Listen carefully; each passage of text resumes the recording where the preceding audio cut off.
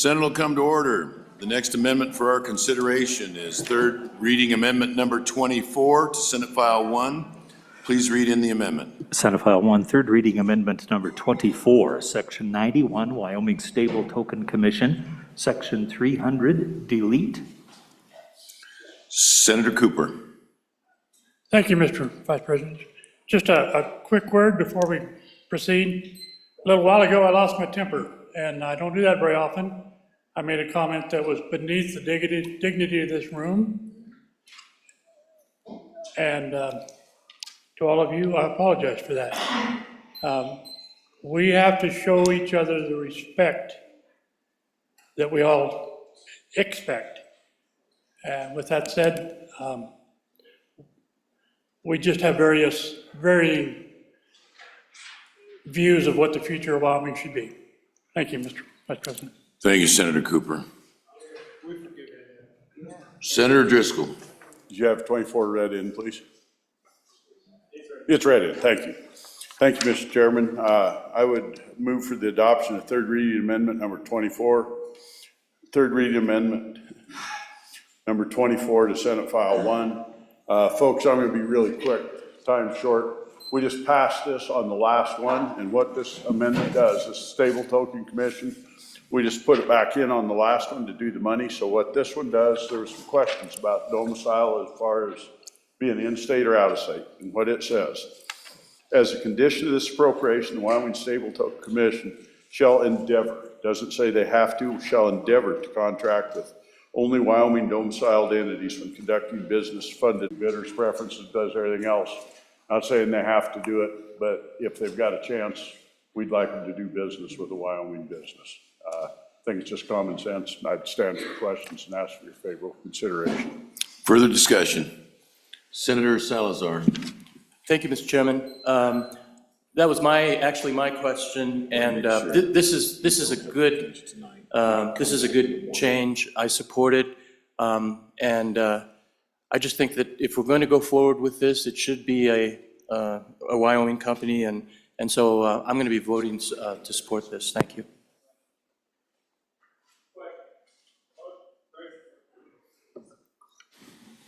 Okay, I'm sorry.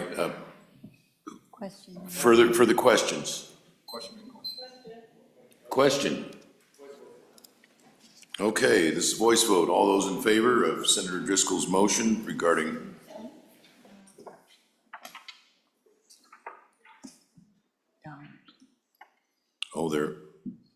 well, I don't see any dollars in it. There's no dollars in it.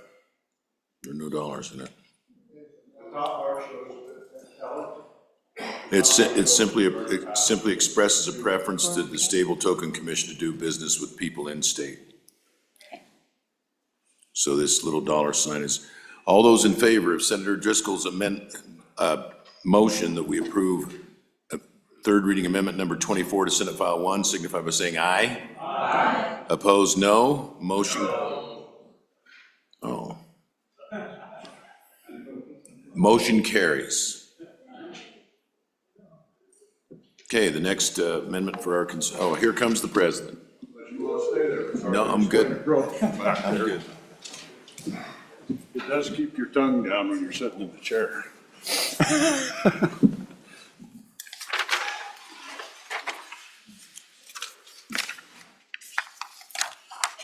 Third reading amendment number 62 to Senate File 1. Read the amendment. Senate File 1, third reading amendment number 62, Section 101, Supreme Court, page 66, line 1, delete. Senator Larson. Mr. President, thank you. I move amendment number 62 to Senate File, third reading amendment number 62 to Senate File 1. This is a tough one to bring forward, but I think we need to have a little discussion about it. Mainly that I don't think it should be in the budget. And we're in the same situation due to we did this last year the same way. And I think you all recall we may have had a vote on something earlier during introduction. And it didn't go well. But anyway, I ask for your aye vote. Discussion. Senator Barlow. Thank you, Mr. President. So actually, it is supposed to be in the budget because that's what the Green Books dictate. So ladies and gentlemen, if you look on page 66, line 21 of your budget bill, you'll see a statutory reference, 5110B. So if you go to 5110.110B, you talks about how the legislature may provide for budget process, salary, cost of living increases, et cetera. So, and the next sentence is, stated in a footnote of the budget to the budget bill, stating the total appropriation. So I'm not sure what the disconnect is, but we have directed ourselves to do this in this manner. So just for the edification of the body, it's in the Green Books that, at least the way I read it, this is how we actually have directed ourselves to accomplish this. Thank you, Mr. President. Thanks, Senator Barlow. Senator Landon. Thank you, Mr. Chairman. To the bringer of the amendment, I guess my question would be, and maybe it's all about just money and regardless of anything else, but what exact group of these judges with this impact, when was the last time that we provided any increases in these salaries? That would help me to get to where this amendment is, at least. Thank you. Further comments. Senator Larson for your second, Senator Nethercott, excuse me. Thank you, Mr. President. Good senators, this is a continuation of a budget amendment based on compensation provided to the judges on a budget you already approved. What would be unique and harmful if you vote for this amendment is you would actually be cutting their current paychecks. And I mentioned this before about the significance of what was done. An effort to bring it to you in bill format was brought, you rejected that. And so I would urge your no vote because these are true public servants of whose salary you are actually cutting. It would not be additional or an increase in their salary, but it is their current salary. So I urge a no vote. Further discussion, Senator Larson. Mr. President, I withdraw Amendment 62. I ask to withdraw Amendment 62. Thank you. Without objection, third reading amendment number 62 to Senate File 1 is withdrawn. We are on third reading amendment number 25 to Senate File 1. Clerk will read it in. Senator Hicks. Senate File 1, third reading amendment number 25, Section 205, Education School Finance, page 81, line 18, under. Senator Hicks. Mr. President, I move third reading amendment number 25 to Senate File 1. Mr. President, this is a reduction of the second year of the ECA for the education school finance. So the first year of the ECA is fully funded. This just stops the biennial appropriation for that. And Mr. President, the reason for that is because those numbers are usually calculated on four things. It's energy, materials, and increases in salaries, which are largely driven, some of those particularly by inflationary factors. And so I'm sitting here and I'm looking, in the last 12 months, inflation has come down 3.5%. So it's not unusual that the legislature has funded an ECA on an annual basis. What this would basically do is say, next year we're going to come back and recalculate that based on all the metrics in there. So there's still a full ECA for 1 year. This just takes the second year out of there. That's all it does. We'll come back next year and see what the ECA will be a year from now. Mr. President, I'd ask for your favorable consideration. Thank you. Further questions? Senator Dockstader. Now, I have my concerns with this. We made an attempt last year to go for regional ECA and made it out of one side of the building, not to the other. And we're already struggling with costs on the west side that far exceed what a teacher's salary would do. I never thought we'd reach that point. So any cuts, any dropbacks, any changes within the year, I don't support. Senator Scott? Mr. Chairman, and I may need to be corrected if I'm wrong, if I misunderstand how this went in the budget. When Joint Education Committee reviewed the ECA, it looked like a lot of money. So we did some calculation as to how much inflation there had been since the last time we gave an ECA, and particularly focused on the salary items, because that's where the bulk of the spending is. And it turned out, when you look at that, there'd been enough inflation to justify the ECA that was recommended.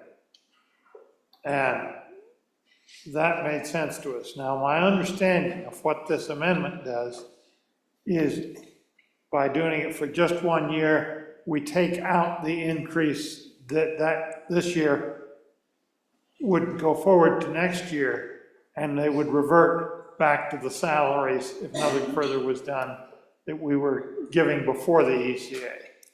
And if that is a correct understanding, I would strongly recommend that we defeat this amendment. Ladies and gentlemen of the Senate, Mr. President, there's inflation in this society. It's real. If we're going to keep our teachers, we've got to keep up with the inflation. And now, I know I've done it in my private business. We have to keep up with the inflation, keep our employees. It's a fact of life, and it's a fiction. If you deny it for say, we'll give it to you this year and take it back next year, which is, I think, what this amendment is doing. So if you apply the same percentage again for the second year, that's different. But this amendment looks to me like it's asking for trouble, and I'm sure if I've misunderstood how it was put in the budget, I'll be corrected. But I am very concerned about this amendment. Senator Hicks? Well, that'd be your second time. We've got some people for the first. Senator Schuler? Thank you, Mr. President. On and against this. I understand where the majority floor leader is coming with this, but I think, you know, we rely so heavily on our extractive industries and the volatility of what goes on there. And I honestly just can't imagine that the inflation is really going to change that much. And we just got to remember that inflation not just affects teacher salaries, but it affects utilities, it affects, you know, supplies, it affects so many different things. And so I think it's, you know, and there's some folks that really get a little cranky that we go into the supplemental budget and do some of the things we do. It just makes more sense to me to leave it in both years, and because we're in pretty good shape right now. Thank you. Senator Cooper? Thank you, Mr. President. Scattered across my district, I have 10 school districts. And every one of those school districts is struggling to recruit and maintain teachers. I can't see any reason to back away from supporting those people and trying to make sure that we get the quality of teachers we deserve. Thank you, sir. Senator Rothfuss? Thank you, Mr. President. On and against the amendment, I just wanted to clarify what the Education Committee's motion, which was then adopted by the Appropriations Committee and the governor's recommendation and forwarded to the budget that we're looking at, actually was. It is an ECA that is based on basically the previous year's considerations. It does not have any projection. There's no intent to guess what inflation might be. So the inflationary adjustment, exactly as was stated by the good senator from Bates Creek, is only up until this point in time. And even though inflation is going down, the inflation pressure is going down, inflation overall is still going up. So the idea that less money would be needed next year is just not accurate. The budget has a flat budget for the next 2 years. It's each year has the same budget. There's no second year of ECA built into the budget. That was the Education Committee's recommendation. And in fact, the Campbell decisions require that we review that every single year. So the Education Committee during the next interim will take a look again, what is inflation? and then do calculations, and then contemplate whether that recommendation is appropriate to bring back to the legislature for the interim budget. No second-year inflation is included in the budget that has before us, and this would effectively cut the second year and take back money, as the tall senator from Bates Creek indicated. Thank you. Further discussion. Senator Dockstader for For your my second time. time, thank you. This is not the time to make this cut. This is not the time. We're faced with inflation, we're faced with high property taxes, we're faced with trying to fill slots with good teachers. They can't find a place to live because everything costs too much. This is a bad amendment, stand against it. Further discussion. Senator Higgs. Mr. President, if it did what it was portrayed to be, it probably would be a bad amendment. But that's, what was portrayed is not what the amendment does. It says we're going to fund the ECA at 100% for 1 year. Just as my colleague, the minority floor leader, said, the Education Committee will go back next year and they will look at this again and they will make another recommendation as to whether that number was correct or not. So it could very well go up next year. We don't know. What this does is fully fund the recommendation of the Education and the Joint Appropriations Committee for 1 year. It will be recalculated next year. So even if we pass this out of here right now, next year, they'll reevaluate that and come back and they're going to say, well, we may need to adjust that up again this year. This just fully funds the ECA for 1 year and says next year, we'll come back and we'll recalculate that and find out what the real number should look like instead of trying to project out 2 years ahead of time. That's all this does. So we're going to fully fund it for 1 year, we'll reeval for next year and come back with a more realistic number of what that ECA should be. On and for the amendment, Mr. President. Question being called. We're voting on third reading amendment number 25 to Senate File 1. Chief Clerk will call the roll. Third reading amendment number 25, roll call. Anderson? No. No. Baldwin? No. No. Barlow? No. Whitman? Aye. Boner? No. Bouchard? Aye. Aye. Brennan? No. No. Case? No. No. Cooper? No. No. Dockstader? No. No. Ellis? No. No. French? Aye. Aye. Furphy? No. No. Baru? No. No. Hicks? Aye. Aye. Hutchings? Aye. Aye. Aye. Aye. Jones? No. Kinski? Aye. Aye. Cole? Aye. Aye. Landon? No. No. Larson? No. No. McEwen? Aye. Aye. Nethercott? No. Pappas? No. Rothfuss? No. Salazar? No. No. Schuler? No. Scott? No. No. Steinmetz? Aye. President Driscoll? No. No. Closing vote. Closing. Vote closed. Third reading amendment number 25. 10 aye, 21 no. By your vote, third reading amendment number 25 to Senate File 1 has failed the Senate. Amendment number 20, third reading amendment number 26, Senate File 1. Reading clerk will read in the amendment. Senate File 1, third reading amendment number 26, Section 206, Department of Education, page 83, line 19, decrease. Senator Ide. Thank you, Mr. President. I move third reading amendment number 26 to Senate File 1 and ask for your favorable consideration. This is a pretty innocuous amendment. It was originally, when I pulled it, it was a position that was in the budget for a finance person in the Department of Education. And I spoke with the superintendent. She would like that position, still the finance position, but was willing to negotiate and talk about giving up another FTE. And the result of that was this is just a position that's not even there right now. It's a federally funded position, but it would lower the FTC in the Education Department by 1. And that's basically it. I had a little quote I wanted to say from my colleague from Bags back here, and the Wyoming, the state of Wyoming ranks #1, the number of state and local public employees, and I understand, we're a big state with a lot of small towns, so we don't get the economies of scale like some of these other states do, but we have some neighbors to the west that are substantially lower than we are per capita state and local employees. So this is just a way, and back to the quote from my colleague from Bags is, how does a mouse eat an elephant? It's one bite at a time. Thank you, Mr. President. Further discussion? Senator Barlow. Thank you, Mr. President. So I don't know how big a bite this is when there's no money attached to it. All this is a number of a position. So what happens to the money that's associated with it, regardless of the sort? It sounds like it's still in the budget, still available for something. Thank you, Mr. President. Any answers to that would be appreciated. Thank you.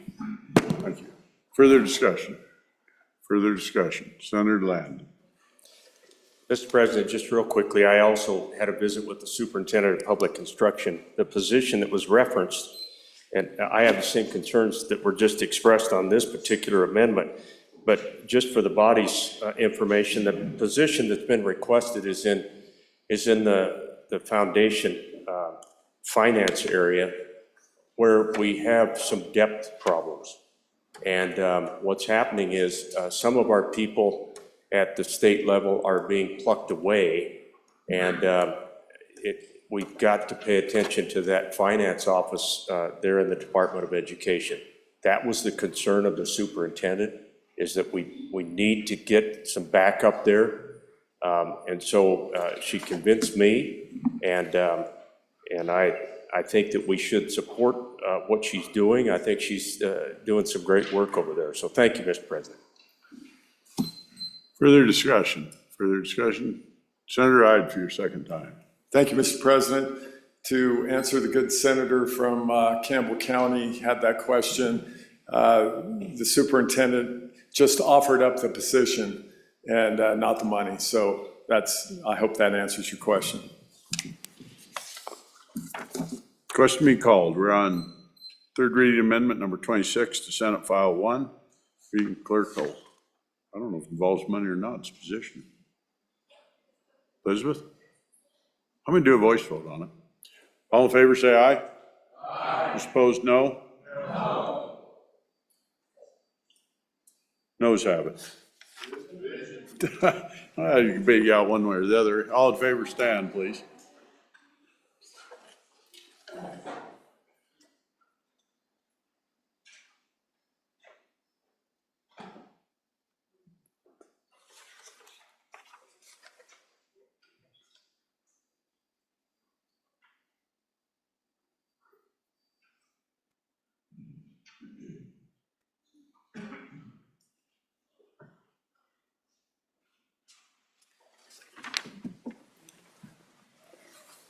No, I'm a no. All opposed, please stand.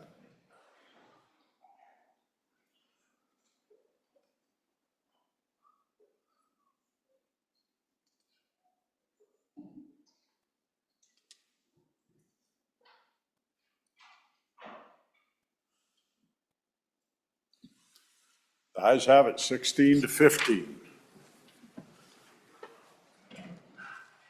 Pursuant to your vote, third reading amendment number 26 to Senate File 1 has passed the Senate.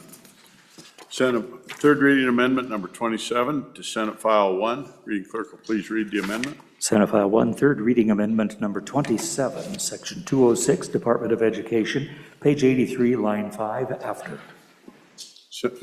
Senator Rothfuss. Thank you, Mr. President. Mr. President, I move third reading amendment number 27 to Senate File 1 and ask for the body's favorable consideration. Mr. President, this is a significant appropriation. And Mr. President, it's a significant appropriation because it's a significant policy consideration for the Senate. Mr. President, almost 20 years ago, 19 years ago, the Senate began the discussion of the Hathaway Scholarship. And it took a good bit of work. It took some hard work. We have 2 senators in here right now that had the opportunity to vote on it, and one of them was the prime sponsor of that legislation 19 years ago. It was a time when there was sufficient excess funds available to be thoughtful and forward-looking and to do something that would help future generations, not just the people of the state in that year, but future generations, and that all of us have seen people benefit from in our families, our friends, our communities, and we know the value of that Hathaway Scholarship. It helps us to have our students in the state of Wyoming able to afford higher education opportunities. Well, Mr. President, I've served on the Education Committee now for 14 years, and through that 14 years, there's one thing that has risen to the top time and time again as being a great investment in education that we have not taken advantage of. We're one of the few states that has not truly taken advantage of. And we've heard through our recalibration consultants, each time they provided us with a report, that the best investment we could make to improve education in the state of Wyoming, particularly with regard to early literacy and early childhood development, would be pre-kindergarten opportunities for all. Now, Mr. President, we already have pre-kindergarten opportunities, but they're for some, and they're great programs. We've talked a lot about CDC for developmental disabilities in ages birth through 5 years old. We've talked about in the past, and there is currently in the budget funding for TANF programs for certain low-income individuals to have an opportunity to have preschool. We know that there's federal Head Start funds available.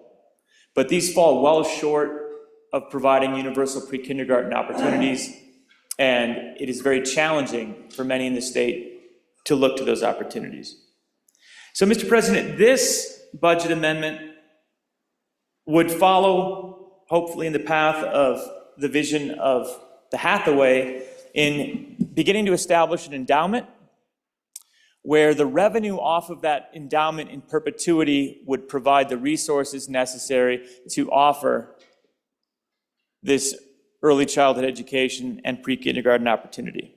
So you see in the amendment, first of all, it directs the Department of Education to work with the Joint Education Committee to understand how much it would cost, what the options are, how we could go about implementing it, and basically spend the next interim planning what it would look like to have a universal pre-K option available.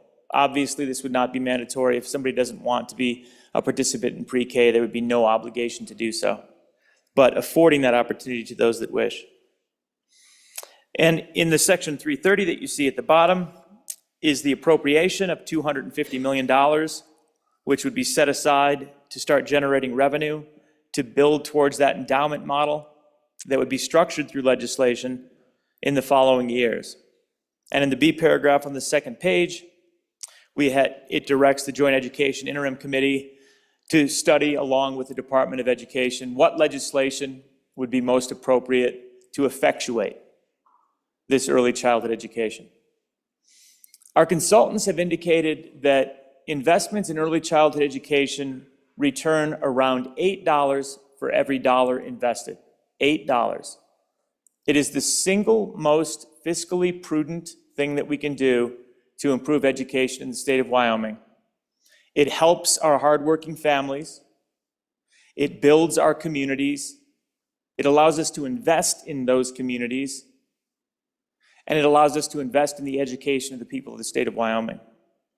For those reasons, I hope you'll join me in supporting this amendment to begin to develop a program for pre-kindergarten education in the state of Wyoming and to appropriate $250 million from our current revenues so that we'll have in perpetuity sufficient funds available to implement this type of program.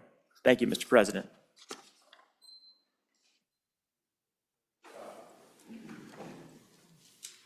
Mr. President, there's a large feeling that a preschool program well done would improve our abysmal performance we've got in teaching the children how to read. And you have to do it well. We had, talking to the Education Committee a few years ago, a consultant who was asked on this specific point, who was doing some very interesting fMRI research on how brains worked in learning how to read. And he was asked, did he think that the research would justify preschool program? The answer we got, Mr. President, was he thought it would help, but he had not seen the research evidence that it really would. And frankly, I was not quick enough on the ball to ask him, did he mean research in general or specifically just the research he was doing? And his remarks could be interpreted either way. He did say he thought that any such program should be limited to instruction in vocabulary, that the brain was not really yet well enough developed in many of the kids to have traditional instruction. That's one of the many issues that we would have to hash out in working such a program. Another problem with this is that the idea is an endowment in perpetuity, but it doesn't fit into any of our constitutional categories. We would have to have a constitutional amendment. Otherwise, what you've done is appropriate a big reserve for general spending in the future. Let's do that explicitly if we're going to do that. My thought is that if the Management Council wants, we can include a study of a preschool as part of the Joint Education Interim's work. I think it needs to be much broader than just that, because I think there's clear evidence that our reading problems have to do with the way some of our school districts are managed, not all of them, but some of them. And we need to apply some other remedies to those. So I think this is probably premature. If you want more reserves we can get at in the future, we should put those in. I think this way of doing it is just going to make it a little more difficult and messy when we do need to get at those. So for those reasons, Mr. Chairman, I think there's a basic good idea. It needs to be studied here, but I do not think a third reading budget amendment with $250 million is exactly the right way to go about it this year, and I would urge the Senate to defeat the amendment. Mr. President, on and against the amendment. So if we just recall where we were just a moment ago, 1 year, just a cost adjustment was $57 million. 2 years, $114 million. That won't even cover 2 bienniums to cover just the ECA, folks.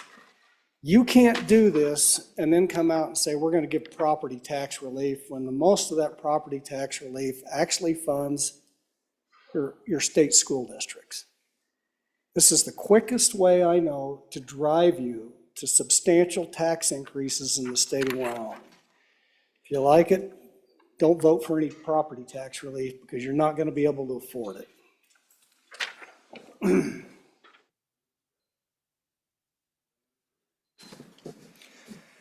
Thank you, Mr. President. I'm a businessman, and what I can tell you is that, as my friend from the Great Plain across the hill will tell you, and every study says this, and we've seen it and all of us know it, that even delve into a little bit, that $8 return for every dollar you spend is a good investment. But I don't think that's even the best part. The best part the most cost-effective part, the part that can help drive our economy and help our hard-working families the most, is the fact that they will be able to avoid some costly daycare. They'll be able, while their children are learning, and we're saving money on the K through 12 part, at a period of $1 for $8 return for every dollar spent, then each family is going to save money because they'll be able, while their kids are learning, they're going to be able to work longer and avoid costly daycare, which is a drain on them. So they're always constantly struggling to decide what they should do. Does they work to make their family better, and then have to pay daycare costs, where you end up really not getting ahead. Work harder and harder, and that's what our families are struggling with. So you get a twofer on this that actually helps families, helps drive the economy. And I do have to say, I understand the concerns about a third reading amendment, but I have to say, as I've been listening to the argument, ebb and flow, one time process is your issue, well, then we talk about the process. And if we don't like that, then we talk about it's too much money. We just kind of drift back and forth to fit the narrative to whatever point you want to make at this time. To me, this is business. It's a straight business decision. Do you want to help business and help people in Wyoming at the same time and have the extra benefit of being an effective tool for educating our children? Vote yes on the amendment. Thank you, Mr. President.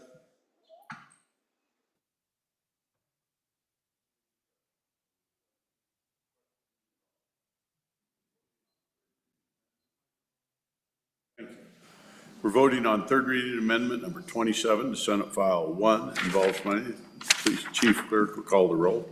Third reading amendment number 27, roll call. Anderson? No. Baldwin? No. Barlow? No. Beitman? No. Boner? No. Bouchard? No. Brennan? No. Case? No. Cooper? No. Dockstetter?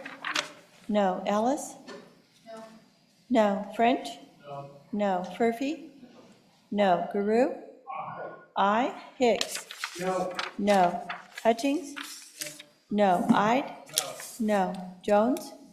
No. Kinski? No. Cole? No. Landon? No. Larson? No. McEwen? No. Nethercott? No. Pappas? Aye. Rothfuss?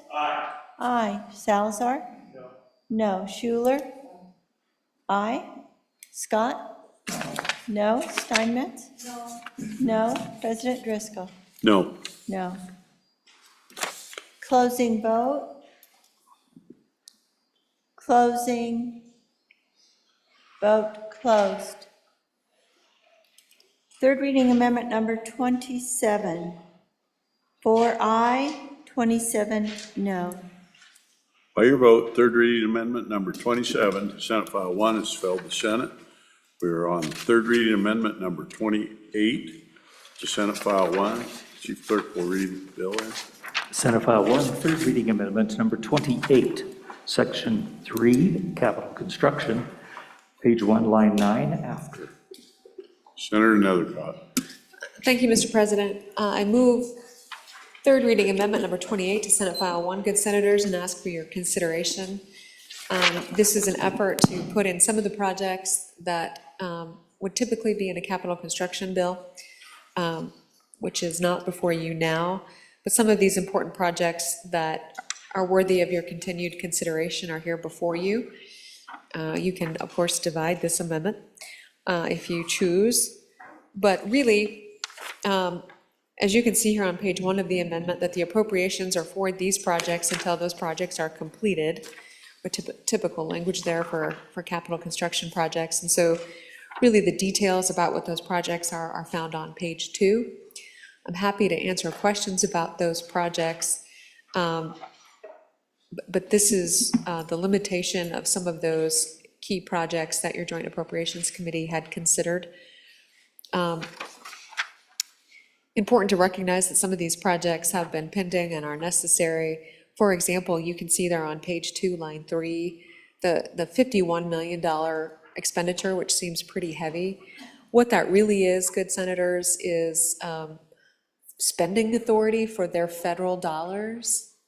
through the Wyoming Military Department and through the Wyoming Army National Guard. And that's for a electric generation facility. I can give you lots of details about it, but it's essentially for a large energy-producing equipment that they share with F.E. Warren and the Wyoming Army Guard, and it's an authorization of federal funds, but oftentimes those look like appropriations out of our state dollars, even though it's just a spending authority. So that's an example of that. That's one of those bigger ticket items. Many of you are familiar with these other projects you have seen before. The boys' school, we definitely need to do some investments there on line 8 for $1.6 million. The CWC Jackson Outreach needs additional funds. You've heard some criticisms about the Helibase complex. Of course, that's important to our firefighting mission out at Camp Guernsey. And so these projects, I think, are pretty important. The Helibase complex is consistent with the governor's recommendations. You can see moving down onto line 15, additional appropriations for the ability to move forward with level 1 and level 2 studies for pending projects down the road. We know the Department of Ag needs a dairy barn. We need master plan studies for state facilities outside of Cheyenne. We know how important there's interest in putting facilities outside of your capital city, so those need to continue. An additional follow-up master planning with the Department of Agriculture. A committee, I know it's late in the evening, but moving on to page 3, we have, again, the need for the state hospital demolition account to move that project forward instead of those buildings continue to kind of stagnate there. That Riverton office building that we know so much about. And good senators, on page 4 of the bill, making sure those monies that were previously set aside are freed up there in section 398. So from any unexpended, unobligated monies appropriated from the strategic investment and projects account for the outreach center in Jackson, that those monies, or at least up to $10 million, is available or reverts back to the SIPA. And that's for matching funds for those colleges. So that is essentially the amendment. I know that was a quick summary. Happy to answer questions and to provide more detail on some of these projects if necessary.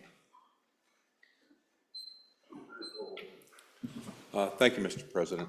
Just a question. So I don't sit on appropriations. Please convert this into actual dollars spent out of the general fund. And I know there's many different mechanisms to spend money out of the general fund, but segregate out the pass-through money with what actually is coming out. I would appreciate that information. Thank you, Mr. President. Yeah, Mr. President, maybe we could just get an explanation of why we're now amending in on third reading a capital construction, an entire list of capital constructions, when normally this is an individual bill. So if we could just get an explanation as to why we're doing that, it would be helpful.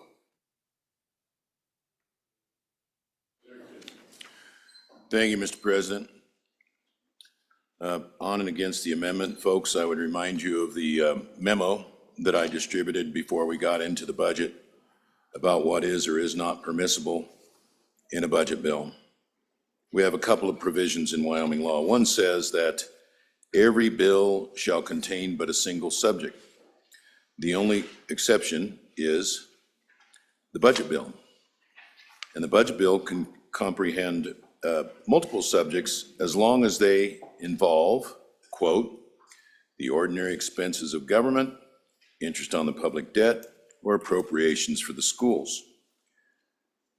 As a consequence of that, it's black letter law that capital construction for the state does not belong in the budget bill. And we have for years put capital construction for the state into a separate bill, which we call affectionately CapCon. Now that failed of introduction this year, and that's the process.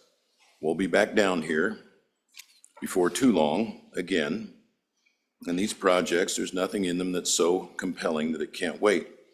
For instance, the state hospital demolition account, actually, we've been putting money into another coffee can for that. So that's And those things to be demolished have been sitting there for years. There's no big hurry there. The Riverton office building, it'll wait. And then the Riverton CWC outreach does not need more funding. Actually, this bill reverts $10 million of their funding. So it's not more money needed for completion of the construction. And so if this goes down, that money will just still be there waiting for us when we come back. So again, we are violating the Constitution if we put this into this bill. Capital construction is held to not be part of the ordinary expenses of state government. For that reason, we always put it in a separate bill. And because the bill's failed is not a compelling reason to violate the Constitution and amend it back into the budget bill now. Thank you, Mr. President. I'd urge a no vote.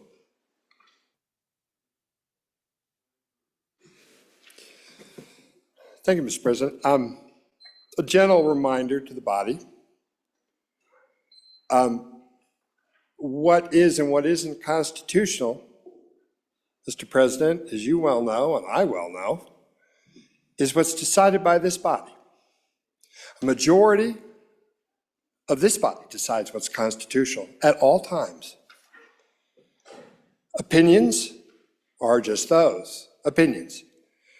I know, I've read the memo that the good chairman brings forth, but it's an opinion. I deal with a lot of lawyers in my business, and I got to tell you, they always are good with opinions, and then when I always say, okay, we're going to court, and they say, well, this is going to be a little tricky now.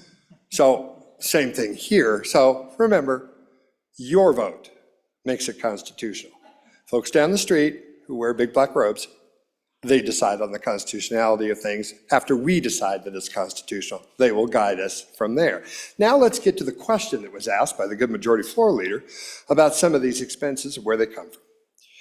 The Guernsey entry on line 2, page 2 is federal funds. So is the opportunity that my good co-member of JAC mentioned for federal dollars. So that's 51. So now we're sitting at 55, 56 million there. And then as you go down for some of these others, as others have mentioned, the demolition funds, those are funds that have already been allocated, and we're just giving spending authority.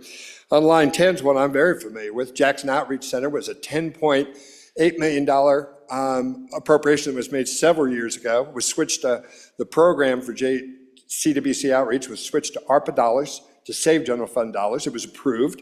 And so actually in another move by your JAC, 10 million of that had been taken out for community colleges. And this is $1 million that was pre-appropriated for CWC that's just going to be kept for finishing expenses as the project gets completed. So that's another $1 million. So now we're heading into 60, 70 million of this and some of these other costs are costs that have already been allocated. So I would say probably, and I'm just spitballing here, but there's almost 50% of this money has already been allocated or federal funds. And so that's where this comes from. But please, once again, vote it up, vote it down. I've got some real problems with this bill myself. As far as that goes, there's some things in here I absolutely don't want to spend any money on. And so if this goes down, it's fine. But I just want to make sure that we don't make any mistake here about, well, I had to vote no because it was unconstitutional, somebody said. No, you decide what's constitutional, Mr. President, and you know what. Thank you.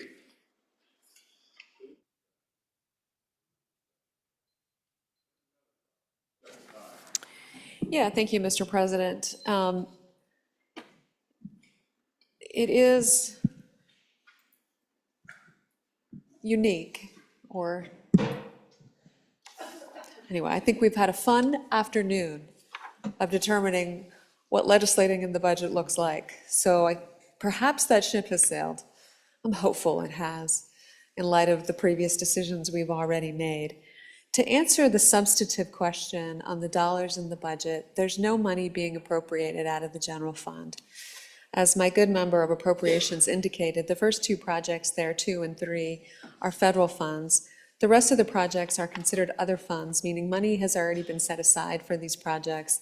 It's either a completion or a finishing of them, and so it's spending authority from other funds, from previously set aside funds. So there's not a new appropriation coming out for these projects, and certainly nothing from the general fund.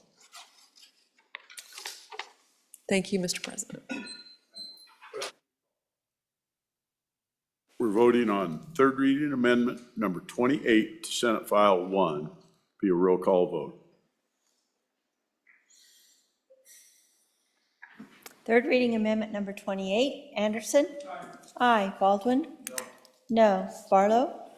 No. Beitman? No. Boner? No. Bouchard? No. Brennan? No. Case? Cooper? Aye. Dockstetter? No. Ellis? No. French? No. Furphy? No. Garou?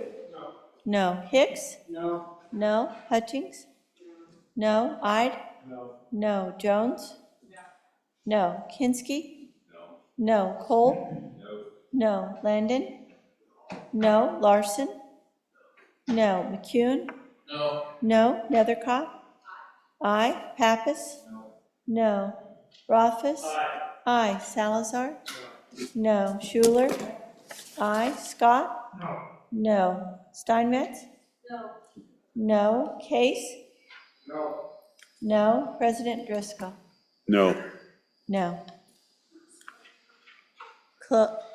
Cooper? Aye to no. Closing vote. Closing vote closed. Third reading amendment number 28, 4 aye, 27 no. By your vote, third reading amendment number 28 to Senate File 1 has failed to pass the Senate. We are on third reading amendment number 29 to Senate File 1. The reading clerk will read in the amendment. Senate File 1, third reading amendment number 29, Section 300, delete. Senator Rothfuss. Thank you, Mr. President. Mr. President, I move third reading amendment number 29 to Senate File 1. Ask the body's favorable consideration. Mr. President, this particular amendment goes back into an action we took on second reading, and that was the action on page 102, which is not clear from the amendment, which removed the F paragraph, and that was the paragraph that provided $200 million based on the recommendation from the Joint Appropriations Committee from the School Foundation Program account to the Large School Capital Construction Holding Account, which is hereby created. We had a good debate on that, Mr. President, but then we had a better debate later when everybody realized what happened in this particular amendment, that all of the money that would be available potentially for 3 probably high schools in the state was suddenly taken away when we took this previous action. So, Mr. President, I just wanted to give another opportunity to think about whether we do or do not want to take that $200 million away from the high schools that need to be built.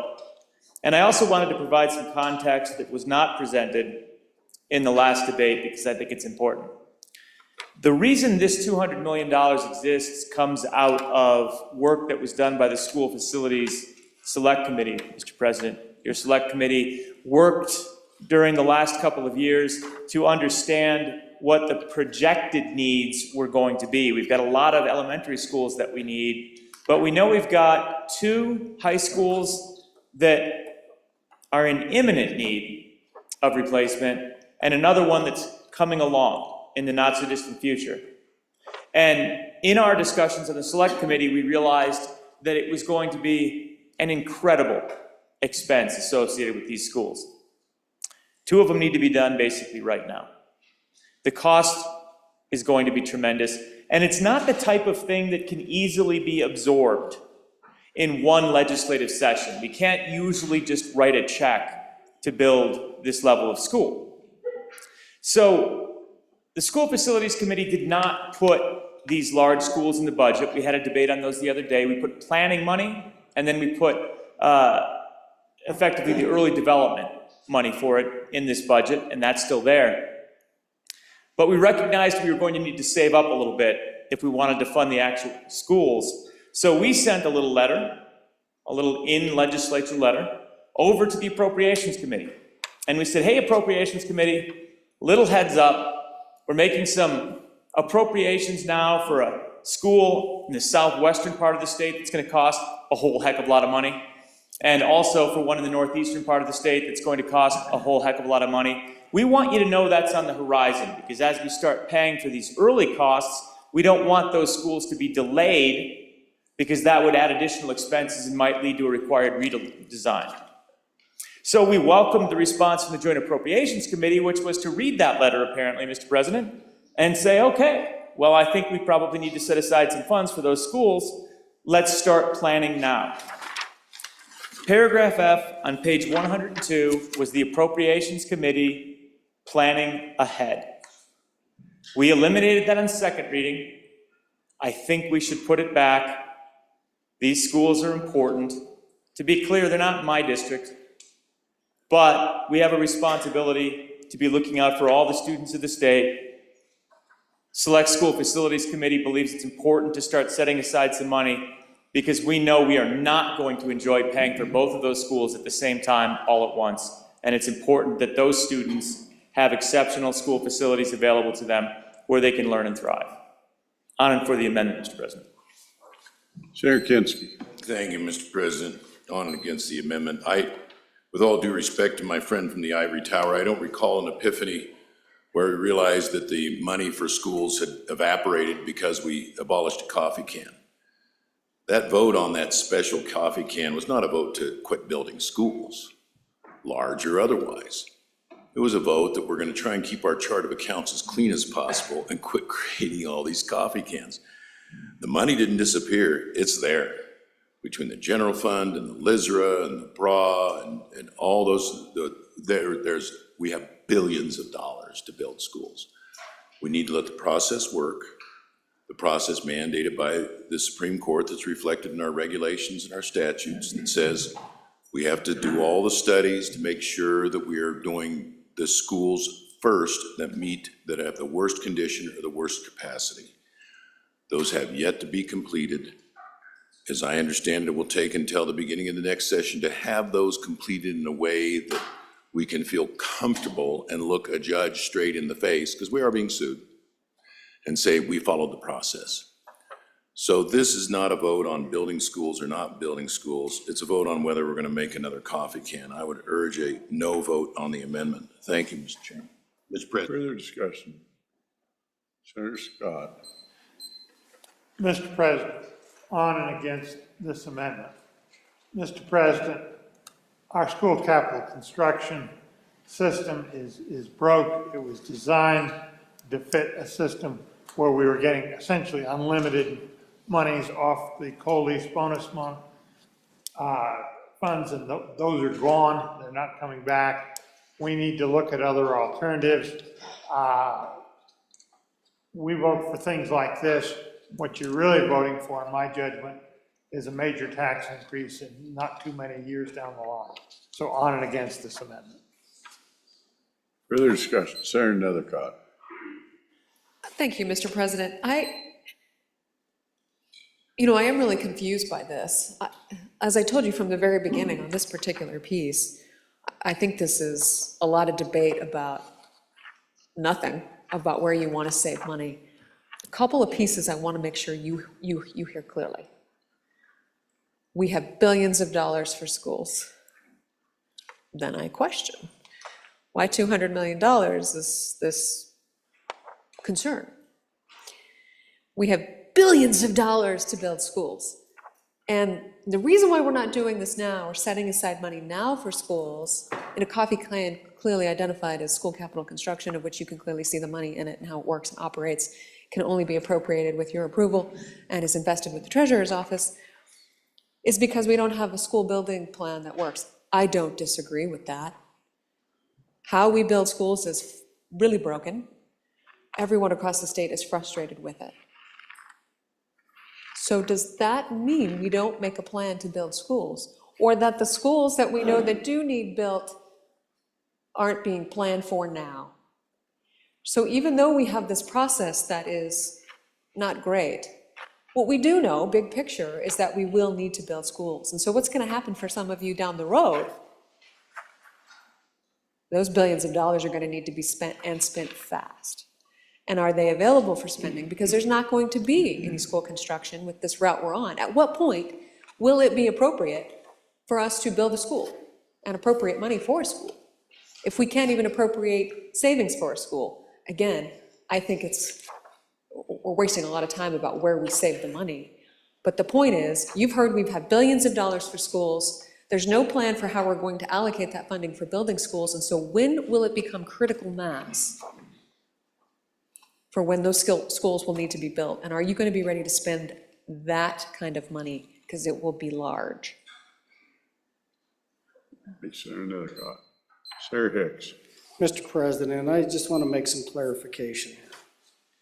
This doesn't create new money, it just takes existing money that's available for school construction today. It's available for school construction today. We have a process that comes out and says, these are all the schools that are eligible. So you have on your desk here a handout. This is what the School Facilities Commission presented to the Select Committee on School Facilities. So this is the list. You can look through all those. The first is a condition, and if you go into the next page. So this is all those things out there that eventually, once we get above that score of about 4, then we start looking at funding. We have money in the account. Last year, we put almost $400 million into this account in the last 2 years. What this does is says we're just going to earmark for really big projects. So out of the 48 school districts in the state of Wyoming, nobody has been able to answer to me. Are all 48 going to have access to this? Probably not. This is not the way we do, is we don't go in and don't earmark money for just big school districts.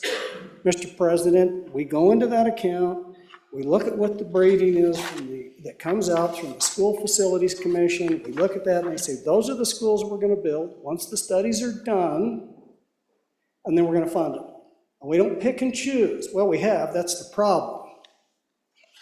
This doesn't change. The money's available there to build schools, Mr. President. This just carves out a special pot of money for certain schools. Senator Nethercott for your second time. Mr. President, thank you. It absolutely does not. It absolutely does. You can read it. It says nothing of the sort. Large school does not mean population. It means the size of the building, such as a high school. Those are typically bigger than your elementary schools. We do know, and of course it's a topic of conversation, so there are assumptions happening. I don't know, is my town larger, considered large compared to the northeast corner of the state where Campbell County is located? Is that medium? Does that not qualify? I'm not sure, because I think we're overthinking what large means in this, and that's a fault, certainly of the footnote. But there are no schools identified or anyone selected. It is a savings account, and that's fine if you don't want to put a separate savings account in. Again, I think this is a wasted argument, but I want to make sure it's clear. No schools have been selected in this footnote. Senator Landon. Mr. President, I signed on to this amendment so that we could have one more visit about this. I disagree with the tall senator from my county, who continually stands to say that the system is broken. I don't believe it is. I think that we have abandoned it for a while. We haven't put a lot of energy into it for a while, but it's worked. And exactly what we're doing tonight is what we did on all those big high schools out there that have been built over the last 15, 20 years. How do you think we did it? We did it this way. We set it aside because they are big, big projects, and you can't hardly come down here, regardless of whether we've got billions of dollars for building schools in some fund somewhere. You can't convince everyone, by golly, we're gonna build one school for $400 million this time around. That's all we're saying with this. I think it is prudent for us to consider this. We've got a school over on the eastern front. Lingle Fort Laramie, I think I can say it. Lingle Fort Laramie projected up into what would be in this fund. We've got one over in Sweetwater County, we've referenced that. We've got another one in Campbell County. We're already working with the school, with the state construction department, Mr. President, to figure out how we can phase that one up at Campbell County. If we do something like this, it might allow us to get in there, save some money, get going on it, and not have to bulldoze that thing and build a brand new school.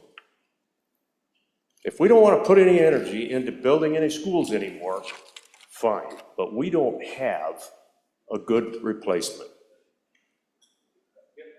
And until we do, we'd better put some energy into this thing and pay attention to what the priorities are.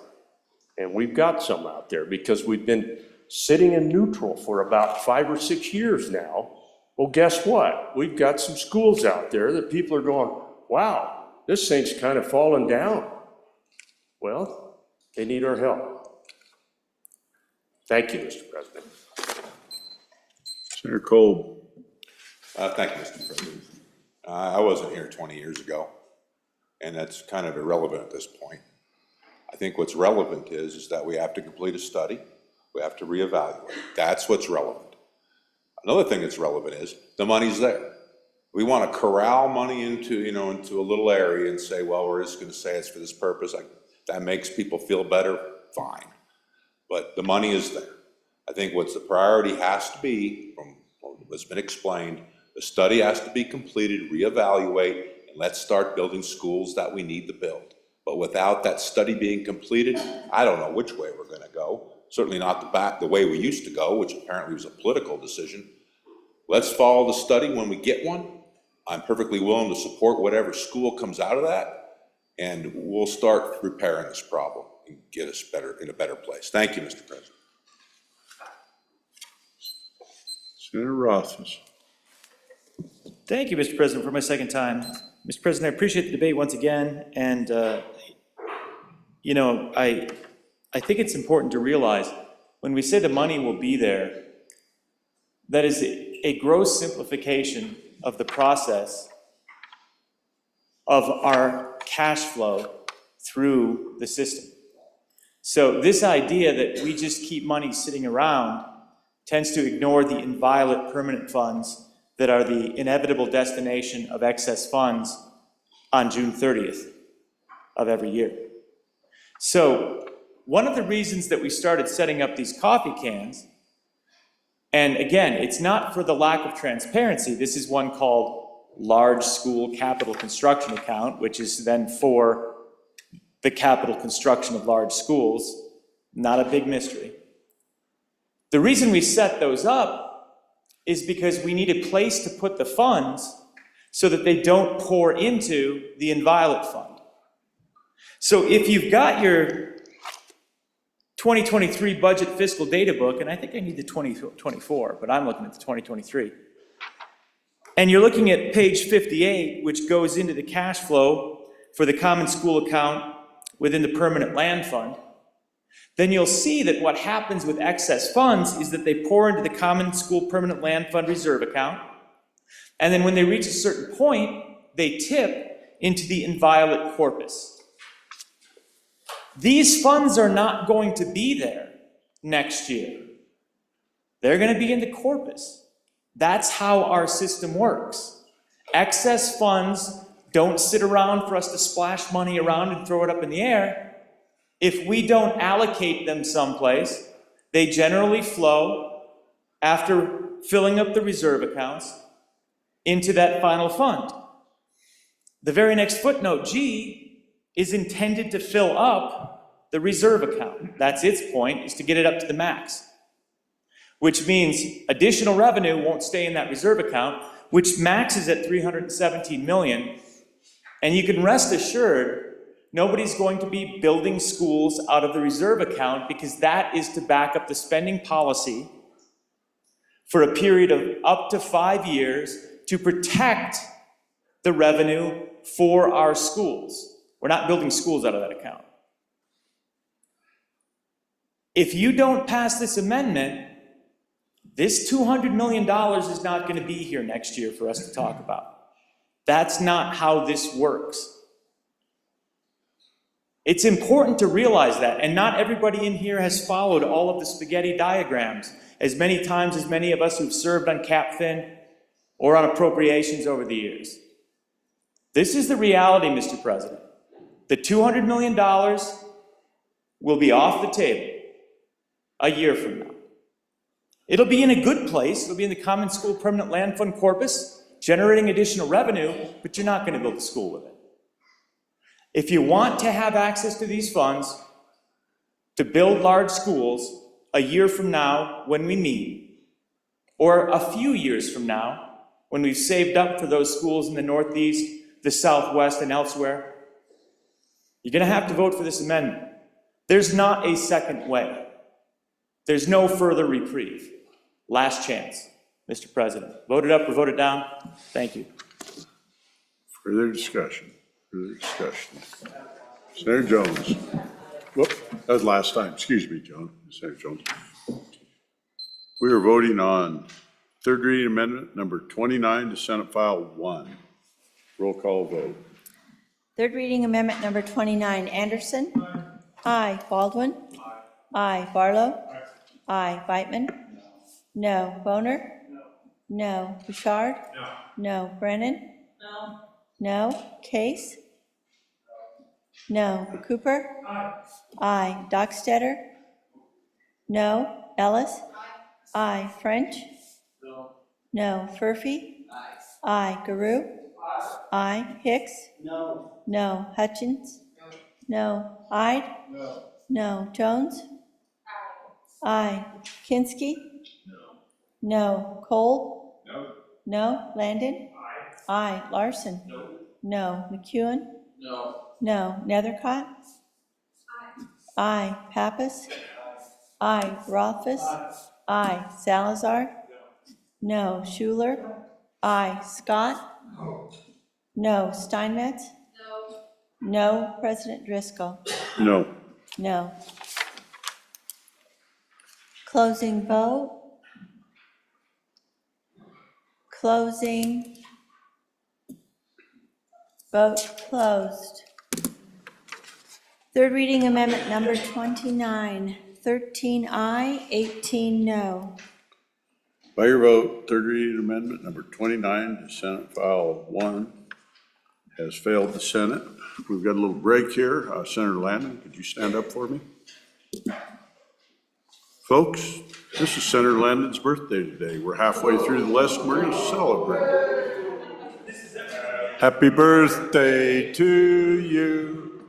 Happy birthday to you. Happy birthday, dear Landon. Happy birthday to you. All right.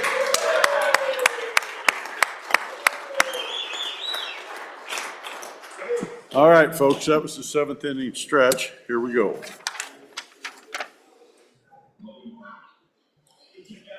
We're on third reading amendment number 30, otherwise known as 3030, to Senate File 1. Reading clerk will read in the amendment. Senate File 1, third reading amendment number 30, section 300, page 102, line 16 after. Senator Beitman. Thank you, Mr. President. Shot my first buck with an old 30-30 lever action. I move third reading amendment number 30 to Senate File 1 and ask for your aye vote. Ladies and gentlemen of the Senate, this amendment just goes in and takes out the 20 million general fund appropriation to the Wyoming's Tomorrow Kickstarter fund.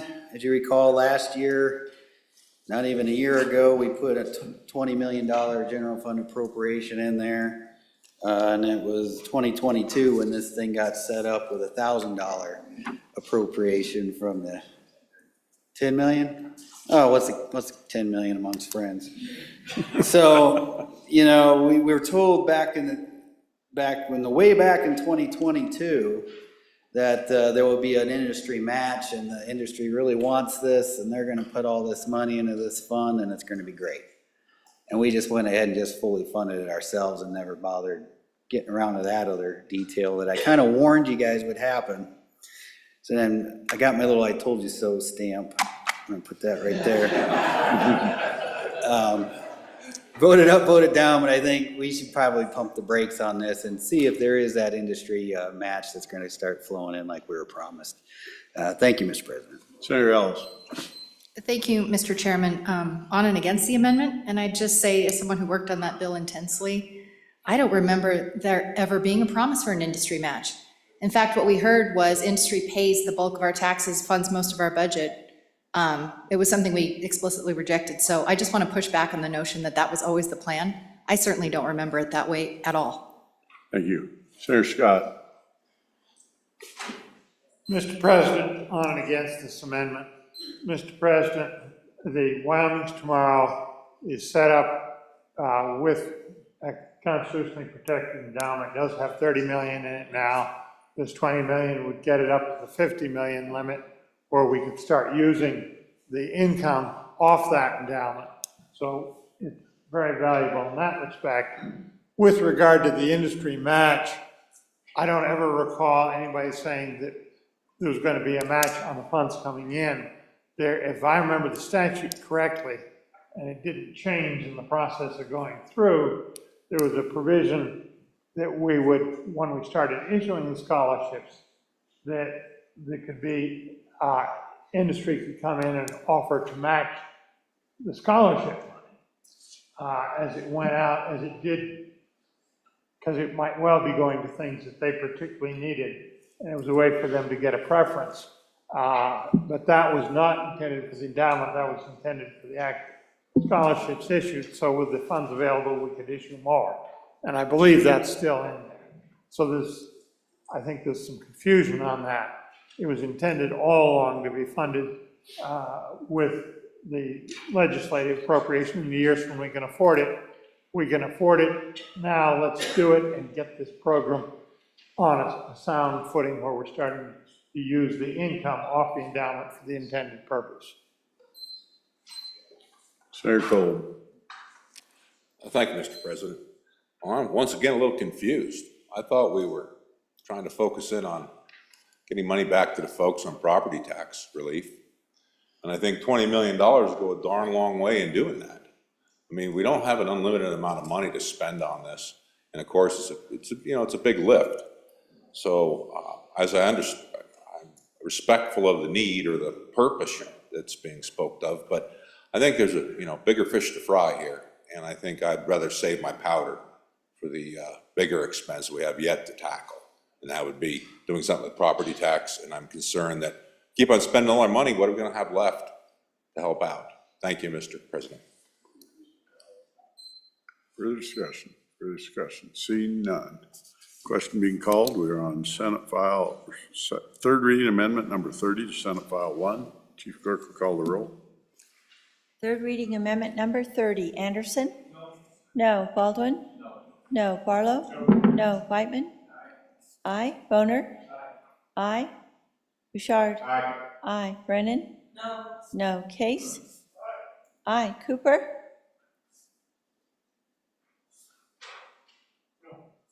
No. Dockstetter? Aye. Ellis? No. French? Aye. Murphy? No. Guru? No. Hicks? Aye. Hutchings? Aye. Ide? Aye. Jones? Aye. Kinski? Aye. Kolb? Aye. Landon? No. Larson? Aye. McEwen? Aye. Nethercott? No. Pappas? No. Rothfuss? No. Salazar? Aye. Schuler? No. Scott? No. Steinmetz? Aye. President Driscoll? Aye. Aye. Closing vote. Closing. Vote closed. Amendment, third reading amendment number 30, 17 aye, 14 no. Pursuant to your vote, amendment number 30 to Senate File 1 has passed the Senate. Third reading amendment number 31 to Senate File 1. Clerk will read the amendment. Senate File 1, third reading amendment number 31, Section 300, page 102, line 22, delete. Senator Kinski. Mr. Chairman, I move third reading amendment number 31 to Senate File 1. Ask the body's favorable consideration. This is from our staff. This is a technical correction. It relates to budget balancing. Evidently, we overspent on effective immediately in some of these appropriations. So Mr. Richards says this is necessary to make the whole thing balance out. Urge a aye vote. Thank you. Question being called. Voting on third read amendment number 31 to Senate File 1. All in favor say aye. Aye. Those opposed, no. Third reading amendment number 31 to Senate File 1 has passed the Senate. Third reading amendment number 32 to Senate File 1. Reading clerk, please read the amendment. Senate File 1, third reading amendment number 32, Section 300, page 103, line 6, delete. Senator Hutchins. Thank you, Mr. Chair. I move third reading amendment number 32 to Senate File 1 and ask for your aye vote. I don't know if you have this in your box. I hope you do. It's just the list of the cost of, the acoustics, maquettes, and security bollards. In this amendment, I'm asking that in the section 300, page 100 on your budget, line 103 in your budgets, line 6 and 7, that we delete the security bollards and maquettes, the little statutes, and just spend the bulk of this money on our acoustics. I've been down in those committee rooms, and the sound is pretty horrible down there, so I hope you vote aye. Thank you, Mr. Chair. Any discussion? Any discussion? Seeing none. Oh, excuse me, Senator Nethercott. I'm Thank getting you. blind with the power. Thank you, Mr. President. So, really, we can't have reliable security bollards as recommended by the Capitol Square security people? We can't get new, reliable, easier to move, and also permanent security bollards? That's too much? It is not too much. It is an appropriate expenditure in order to protect this Capitol. Fun facts for this body, that there has been efforts to damage this Capitol with people, intentional efforts. Those barriers out there protect this investment. And so the small appropriation of dollars, which is hundreds of thousands, I don't have it immediately in front of me on this particular amendment, but it's hundreds of thousands. Here we go. The security bollards are $590,000. Those protect this building from bad actors and then just accidents from hitting in and around the building. It is at the recommendation of the Capitol Security and the Capitol Complex folks. The maquettes, my understanding of this is they need to be purchased from the artist. It's part of this process. That's what those are for. And of course, again, as I had indicated previously, the 3.4 million is for acoustics. And so the rest of this appropriation originally put here before is little, and I think an appropriate use of these dollars. I'd urge your resistance against this amendment. Senator Powell. Thank you, Mr. President. Yeah, I do agree with the previous speaker. The bollards are necessary, and it's not just for the Capitol, it's also for the Supreme Court building and the issues they have over there. And it's not only for security. I mean, that's why the bollard's there. But if you see what we have out in front with those concrete Jersey barriers, those have been an eyesore, and we've had numerous complaints about them. We've spent so much money beautifying our Capitol. Now we want to put Jersey barriers out in front of our building for security? No. We need to put appropriate bollards that match the architectural flavor of the building, yet still provide security. And some of those bollards need to be removable for maintenance purposes. And so they're not inexpensive when you have security and have them renewable or removable. So and certainly your Capital Square Committee has been working on this with consultants, looking at the various levels of security, and they're not going with super secure. Those are bollards that would take truck traffic at so much vehicle weight at so much speed. We're looking at kind of the intermediate solution, and frankly, I think it's appropriate for this particular facility. We've looked at other facilities around the country and what they're doing to protect their capitals. We need to also protect what our asset that we put here. So on and against the amendment. Senator Ellis. Thank you, Mr. President. And just a reminder, one of our beloved statues had required quite a bit of maintenance and reconstruction because she was hit by a car. Somebody actually drove and hit Esther, and we had to get her fixed. So this happens. And aside from protecting our investment in this building, Senators, I have the great privilege of living not too far from this building. And when I go to work on the weekends, I see people that gather here and protest. When they're upset about issues, they want to gather, and they have a right to do that, and they do that. Wouldn't it be awful if somebody wanted to make them a target? And we would look back and say, wow, I can't believe we didn't protect people who come to our Wyoming Capitol to exercise their First Amendment right to protest their government because of a disagreement. Those are to protect all sides, all political speech, in my view. I just think we're playing with fire on some of this stuff. Please defeat this amendment. Senator Hicks. President, I'd like to divide the amendment. Okay. Division 1 is line 1. Division 2 is line 3. 5 and 6 go with both divisions. It is divisible. Senator Hicks on Division 1, would you like to take it first or 2? So, Mr. President, vote your conscience on Division 1. Senator Hyde. Thank you, Mr. President. Just a quick question. Almost $600,000 for bollards. Has anybody looked to see how many bollards we're getting and sort of have a unit cost?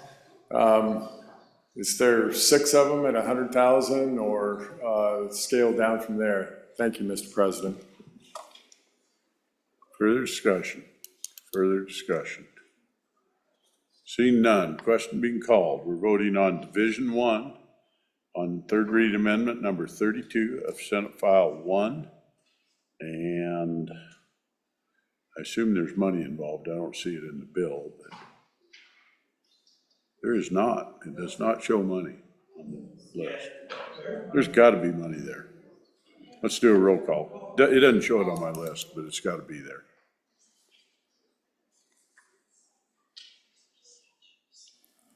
Mr. President, point of order. Senator Kinski. Also, staff's telling me there's no money involved. I don't think in this. there is. We're just deleting it there and the money will sit. So we're going to rule that way. We're going to rule that it's no money in it. We're going to do a voice vote on it. Division 1, we're voting on Division 1, a Senate third reading amendment number 32, Senate File 1. This deletes security bollards, acquisition of. All in favor say aye. Aye. Those opposed, no. No. Noes have it. Division 1 stays. We are now on Division 2. Senator Hicks. Mr. President, Division I 1 would failed, ask yes. for an aye vote on Division 2. Question being called. We're voting on Division 2, which is line 3, delete Marquettes of third reading amendment number 32 to Senate File 1. All in favor say aye. Aye. Those opposed, no. No. Noes have it. All the ayes stand, please.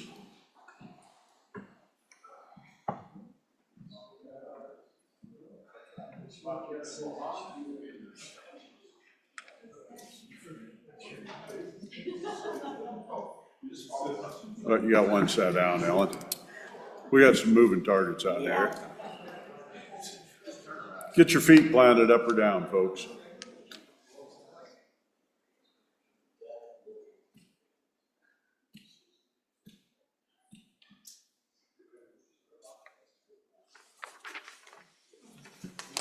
Ayes?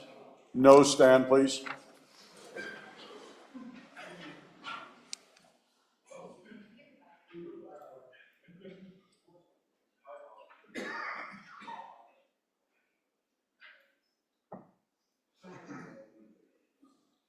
Ayes 17, noes 14. Division 2 stands. So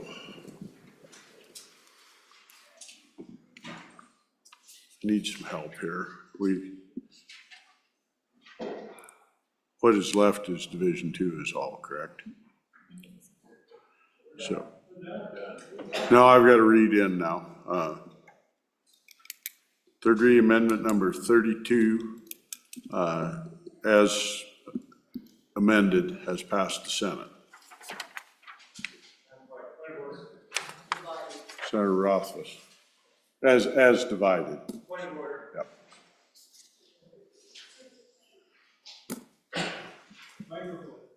Yeah, Got it. microphone. Thank you. Thanks. Mr. President, I think you just have to say that third reading amendment number 32, Division 2, has passed the Senate. That's what I'll do. Okay, thanks. Third reading amendment number 30, Division 2 of third reading amendment number 32 to Senate File 1 has passed the Senate. Thank you for the help, Senator Rothfuss. That took a little more expertise. My mind wasn't wrapping around very well. Senator Hutchins, you have something? Sure, just a quick privilege to say, there is no way I meant to say that our capital doesn't need to be secure. I mean, that was such great passion on that. I just thought we'd work on the acoustics and that was it. That was my intention. Thank you, Mr. Chair. We're voting on, or reading in third reading amendment number 33 to Senate File 1. Can read clerk please read in the amendment? Senate File 1, third reading amendment number 33, section 300, page 103, after line 14, insert. Senator Boner. Thank you, Mr. President. I move to reading amendment number 33, Senate File 1, and ask for the Senate's favorable consideration. Ladies and gentlemen, I'm going to take it back to our interim discussions where we had received an assignment from Management Council to look into, I think that the term was a user fee for our roads. And so at that Management Council meeting, we heard discussion of increasing fuel taxes, of instituting toll roads. And so that's the discussion that we had in the interim. And as we had that discussion, there's various different options that presented themselves. We spent the most time in this idea of increasing the fuel tax, but decreasing registration fees. But there's also lots of other potential ways of raising revenue to support our roads that we heard thrown around. We heard about other states who tax things like tires, like windshield wipers, things associated with using a vehicle, that it's sort of like a user fee. We heard stories of states to our south that assess a tax or a fee for home deliveries. It's of course become very popular in this day and age.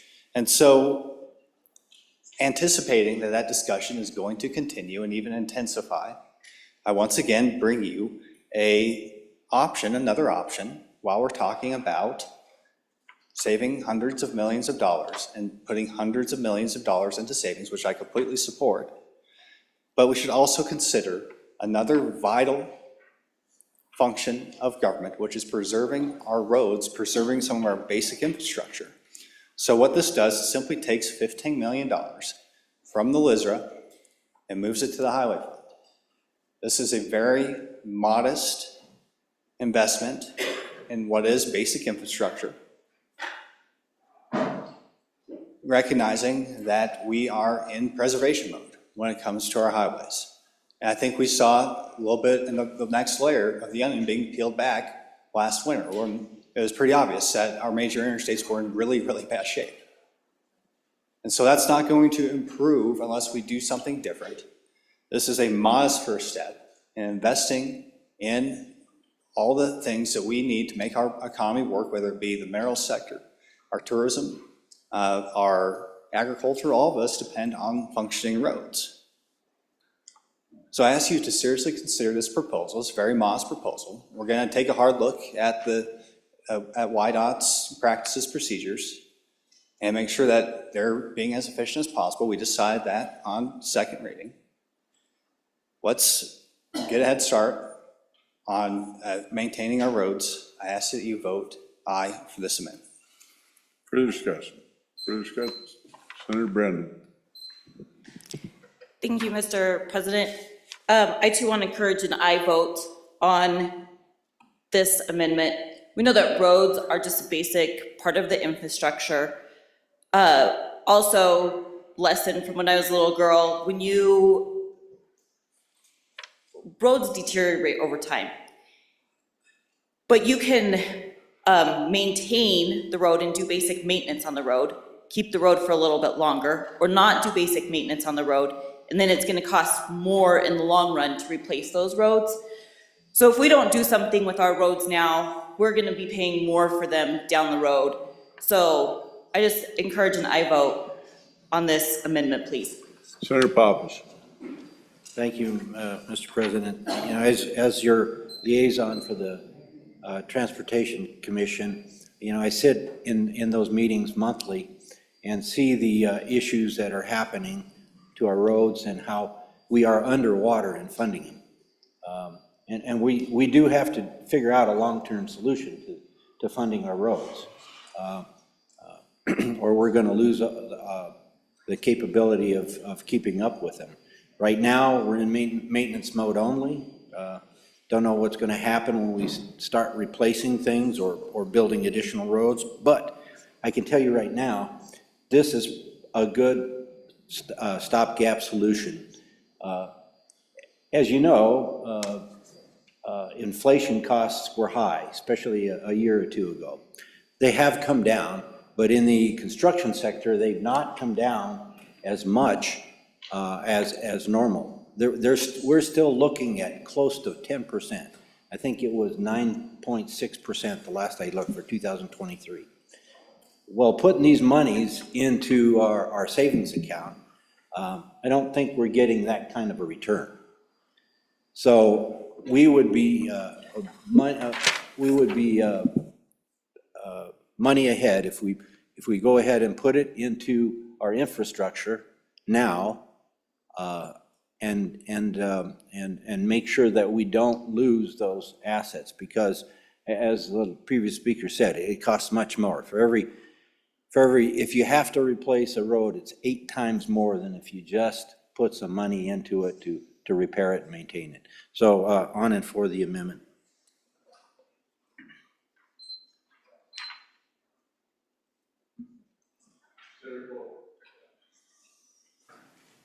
Thank you, Mr. President. Yeah, on and against the amendment. First, where was the appropriation ask? Second, 15 million? I mean, obviously, I do realize it's a huge need. But what plan? I mean, what's this 15 million going to particularly do? I'd like to hear what that is. I didn't hear what it's for. I mean, frankly, that YDOT is a huge, huge operation, and I respect what they do, and our roads are fairly well maintained as opposed to other states. But what are we going to do with this $15 million? And what's the long-term plan? Just keep on taking general fund money and throwing it at it? Is that what our long-term plan is? Just like to hear what that is, Mr. President. Thank you. Thank you, Mr. President. Haven't been here very long. I do know, correct me if I'm wrong, we passed the gas tax a while back, and apparently that's not keeping up. Can somebody answer that question? Thank you, Mr. President. Mr. President, several years ago, I was on the Transportation Committee, and we were hearing that the DOT needed more money. we asked them how much money they needed to catch up with all of our highways in the state highways and the federal highways. They came back with a $400 million bill that they needed to catch up with that, with all of our highways.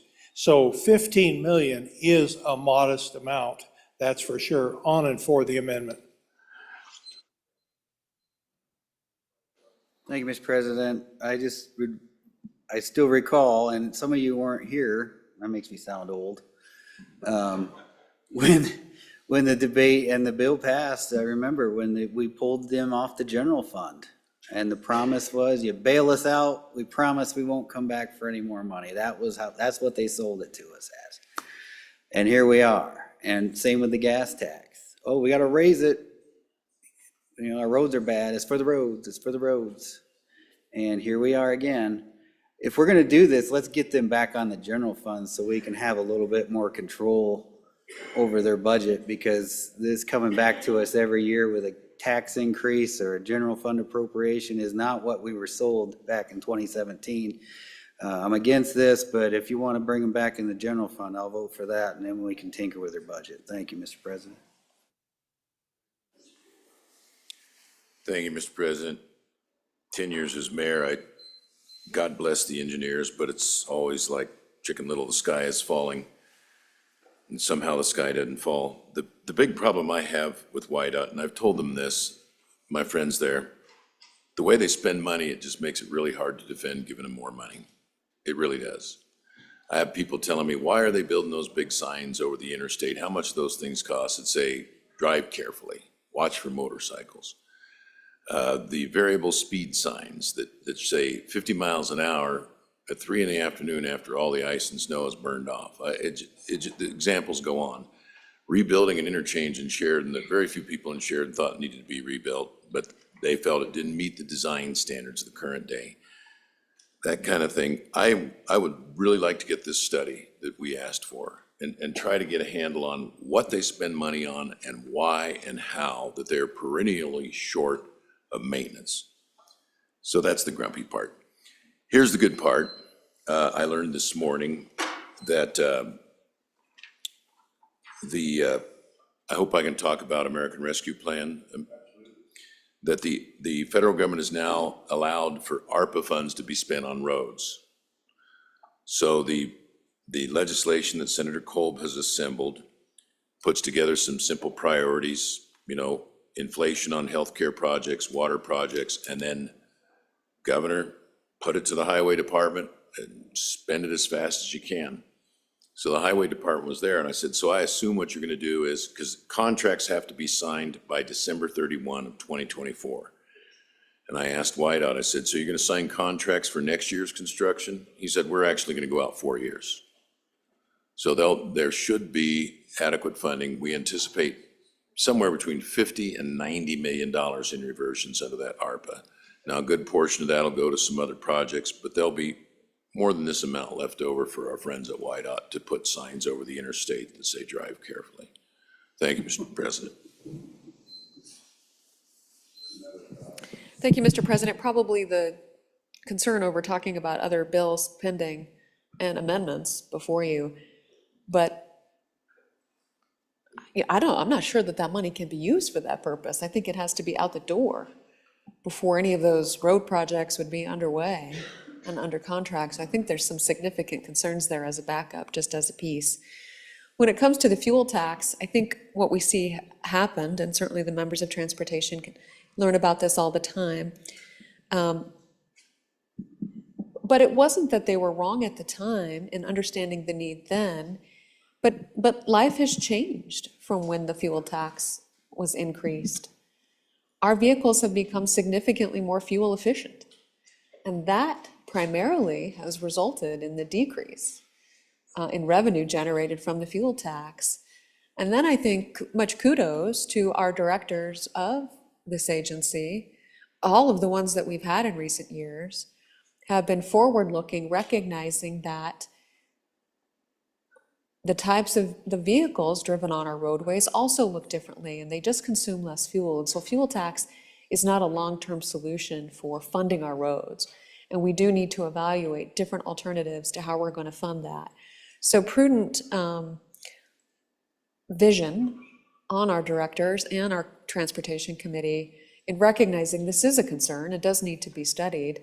The chairman of transportation isn't wrong that we need to start addressing this now and coming up with some meaningful solutions, because the fuel tax isn't going to be a reliable source, and it is not a reliable source for these funds.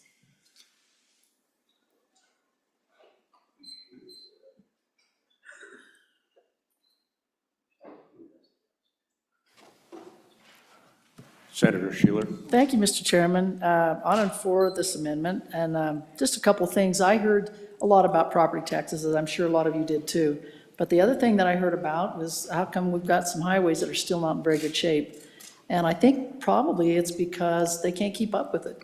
My understanding is it costs $1 million on the interstate, $1 million a mile. And I'm going to tell you, there's 15 miles over in my neck of the woods from Little America to Lyman. If any of you drive that, you better be really good drivers, because some of the potholes are big enough to swallow your vehicles. And the roads that they have fixed are just amazing. They're great, they're wonderful, but I just don't think we can keep up with the amount of roads that we have. And then part of the problem, some of my constituents, is they say, well, you're putting all your money into I-80, we're not getting our secondary roads taken care of. So, you know, I try to justify the fact that we needed to put some money into savings.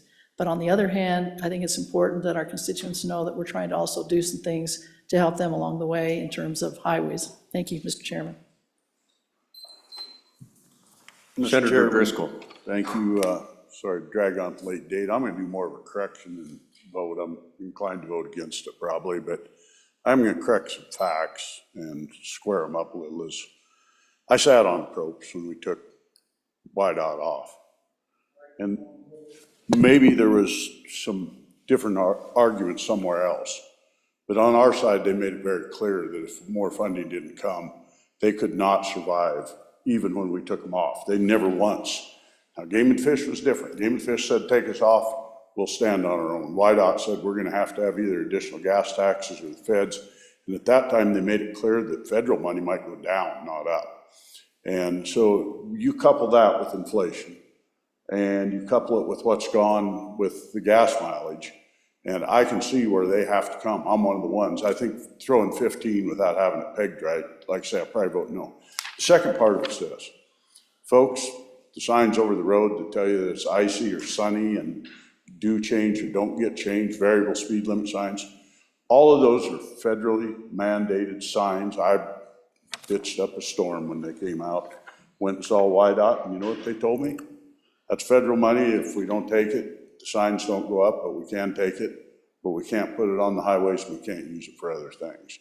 And so YDOT's really, it's federally funded for a huge part, I believe. I hate to do the percentage, but a big part of it. And it comes just like other federal funds do. This goes to interstates, this goes to secondary roads, this is signs, this is how we spend this. And I don't mind good arguments on the floor, but I think we really need to be accurate about what it really is and what it really isn't. And that's my admonition is, it's fine to have good spirited debate, but let's make sure it's actually factual. Thank you. Further comments, Senate File 1, Amendment 63. Senator Kinski. Thank you, Mr. Chairman. The hour grows late, and so I may not have spoken clearly. I want to make sure that I did speak clearly on and against the amendment. There was a question raised as to whether roads are a permissible use of ARPA funds. 6-7 months ago, no. I'm working with the governor's office on this, and they said they've gotten a change from the feds. It is a permissible use. As to whether YDOT can meet the deadlines are obligated under contract by December 31, 2024, completed December 31, 2026. So I asked the director of YDOT, can you sign contracts for road construction by December 31, 2024 to be completed by December 31 of 2026? Are you going to do next year's STIP? That's their transportation plan. He said, we're going out 4 years. So YDOT is confident that we can expend these funds And there should be more than the amount at question here. So on and against this 15 million. Thank you, Mr. President. Mr. President, just to clarify a couple other things and hopefully to share some things to remember. It was about 10 years ago that we added 10 cents to the gas tax. At that time, only in the last year has it ever gotten back up to the price that it was when we implemented that tax. Be that as it may, you can look that up. To this day, that has been set aside, so you know exactly what that 10 cents, what projects have been done year by year. It is separated out, so wanted to share that. The other thing to remember about the highway fund is that some of that money trickles down through to the county roads. And I want you to remember, sometimes we tend to forget those roads. There's a lot of mileage of county roads out there too, Mr. President. Thank you. Yeah, and for my second time, just to let you know that, you know, the federal gas tax hasn't been raised since 1993. It's still at 18.4 cents a gallon. The federal portion of what's coming from the gas tax has gotten smaller and smaller and smaller over years. For the reason my colleague from Laramie County mentioned, the CAFE standards have gotten better. Certainly, a lot more vehicles are not even burning gasoline and diesel anymore. They're going to alternative fuels. And so I sit on a transportation committee at NCSL, and the graphs that they have shown us clearly identifies that the gasoline tax is unsustainable in the long term. So we do have to do something. Other states around us are taking measures because they have highway funding problems as well. And so they're putting lots of federal or state money into their roads, much more than we are. If we put 20% and feds put 80%, it's the other way around in other states. 80% of it's coming from their state budgets. It just, you know, I was speaking with Faith, can't use names, sorry, the Senate Transportation Chairman of the Colorado, of the Senate, the state just south of us, and they've gone to a delivery tax on everything that's delivered to your home. On Amazon, oh, there's another name, sorry, a delivery, I can't talk without. So they put 27 cents on every delivery that's coming to your home, whether it's a brown truck or it's a truck with a smile on it or whatever. And it's going to go up a penny this next year because they can't afford their roads because the gas tax is unsustainable. They're getting more and more electric vehicles, and they're not getting the money from the feds compared to what the cost of construction is. So we do have to do something. Again, I think this is a drop in the bucket. I'm glad to hear that we're able to use some federal funds for the time being. YDOT never did want to get off of the state funding. We did that when we ran out of money and we forced them off. So I think this is a good amendment. I would ask you to vote for it. And if we don't, we need to start thinking long-term what we're going to do, because it's going to come back and bite us, just like our conversation on schools. We're going to have the same conversation about the big dollars we're going to have to put in highways. Thank you. Thank you, Mr. President, for the just bringing home the things I've learned over the past year, all the different ways that states surrounding us of all different political persuasions find to fund their roads. They're very creative. That's all I will say. So this is a modest investment, and frankly, it seems like what's available potentially from ARPA is also relatively modest compared to the task in front of us. So I think that our ongoing savings, our ongoing revenue streams, such as severance tax, such as FMRs, perhaps those should be in the mix too. This is another way of starting that conversation to help alleviate all the other revenue-raising conversations we will likely have in the future on and for the amendment.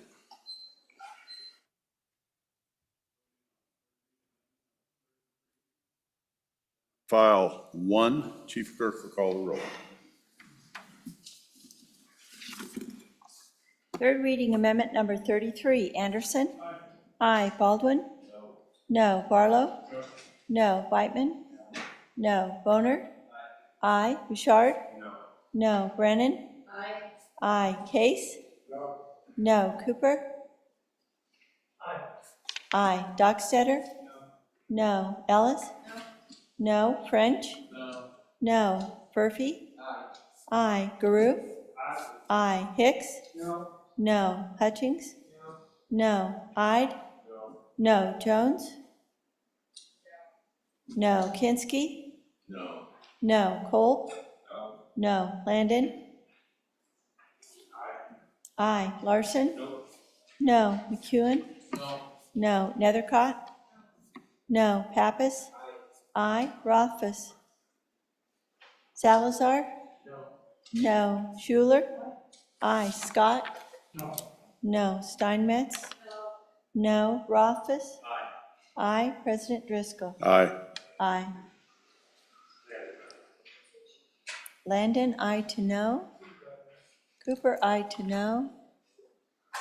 Hicks, Please stand. closing vote. Closing. Vote closed. Third reading amendment number 33, 9 aye, 22 no.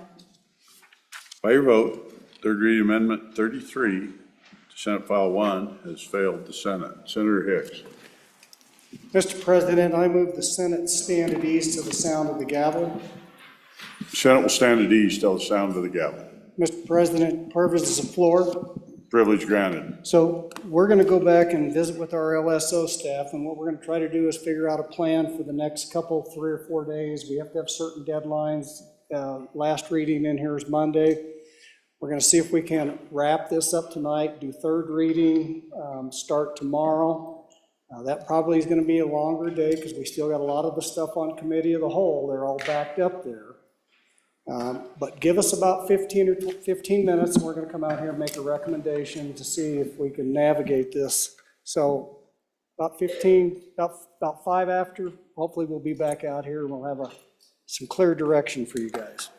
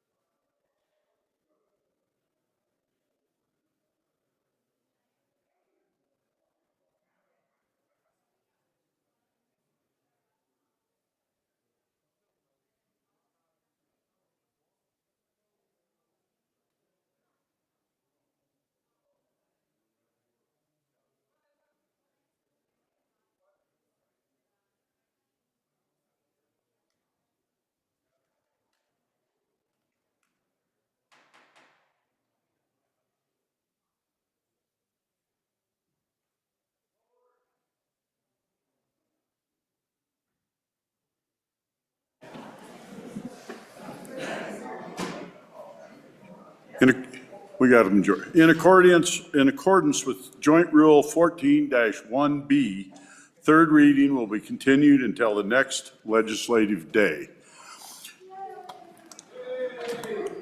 Senator Hicks, we're at that order of business, consideration of bills on general file. Mr. President, I move the Senate resolve itself into committee of the whole. You've heard the motion. All in favor, say aye.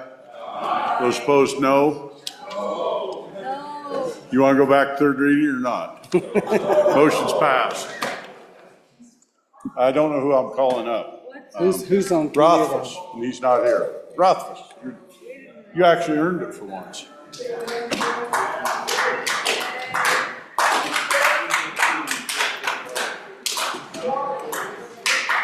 Could you clean that thing up? It's kind of a big sty, you know. What's that? Clean that desk up, it's kind of a big sty.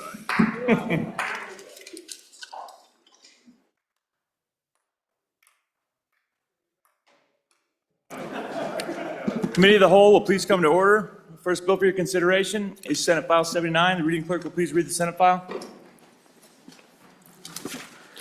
Senate File 79, malt beverage franchise agreements, sponsored by Senator Barlow, an act relating to malt beverages. Was referred to committee number 7, which returned to committee recommendation that it do pass. Aye, Senators Barlow, Boner, Case, and Scott. Excuse, Senator Landon. Senator Case, Chairman. You've heard the reading of the Senate file. What's your pleasure? Senator Barlow, it looks like. Thank you, Mr. Chairman. In the absence of the good chairman, I ask for the Committee of the Whole rises to report. It does so with the recommendation that Senate File 79, and I'll explain the bill to you, ladies and gentlemen. Ladies and gentlemen, last year, we had a bill come to us in the Corporations Committee, and the parties to the bill came to the committee and said, hey, we will work this out in the interim. And so what you see as a result, this is the result of their work. And what this does, ladies and gentlemen, it gives the microbrewers an opportunity to end relationships with distributors when they no longer work. And that is the essence of the bill.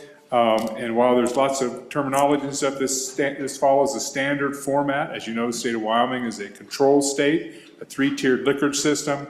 And what this does is gives our microbrewers, those that brew less than 25,000 barrels a year, an opportunity to have better or different market access if for some reason they're not having things aren't working out with their distributor. So, Mr. Chairman, in the interest of time, I'd ask for your favorable consideration. Be glad to stand for questions. Certainly, second reading would be another time I could answer questions. Thank you, Mr. Chairman. Great, thank you, Senator Barlow. Discussion on Senate File 79. Senator Ellis. Thank you, Mr. Chairman. Let's do it for the beer, on and for the bill. All right, it's for the beer. Any further discussion before we call for the question? Further discussion, back to you, Senator Barlow. I'll buy the first round, Mr. Chairman. First round on Senator Barlow. And with that, all those in favor of Senator Barlow's motion that when the Committee of the Whole rises to report, it do so with a due pass recommendation on Senate File 79, please say aye. Aye. Those opposed say no. Senate File 79 has passed the Committee of the Whole. The next file for your consideration is Senate File 26. Will the reading clerk please read the Senate file? Senate File 26, Special District Vacancies, sponsored by the Corporations Committee. An act relating to special districts was referred to Committee number 7, which returned to committee recommendation that it do pass. Aye, Senators Barlow, Boner, Case, Landon, and Scott. Senator Case, Chairman. You've heard the reading of the Senate file. What is your pleasure, Senator Barlow? Thank you, Mr. Chairman. I move in the Committee of the Whole rise to report. It does so with the recommendation that Senate File 26 do pass. And I'll explain the bill briefly. Ladies and gentlemen, there was some issues with some of our special districts that came to the attention of our Chief Election Officer, State of Wyoming.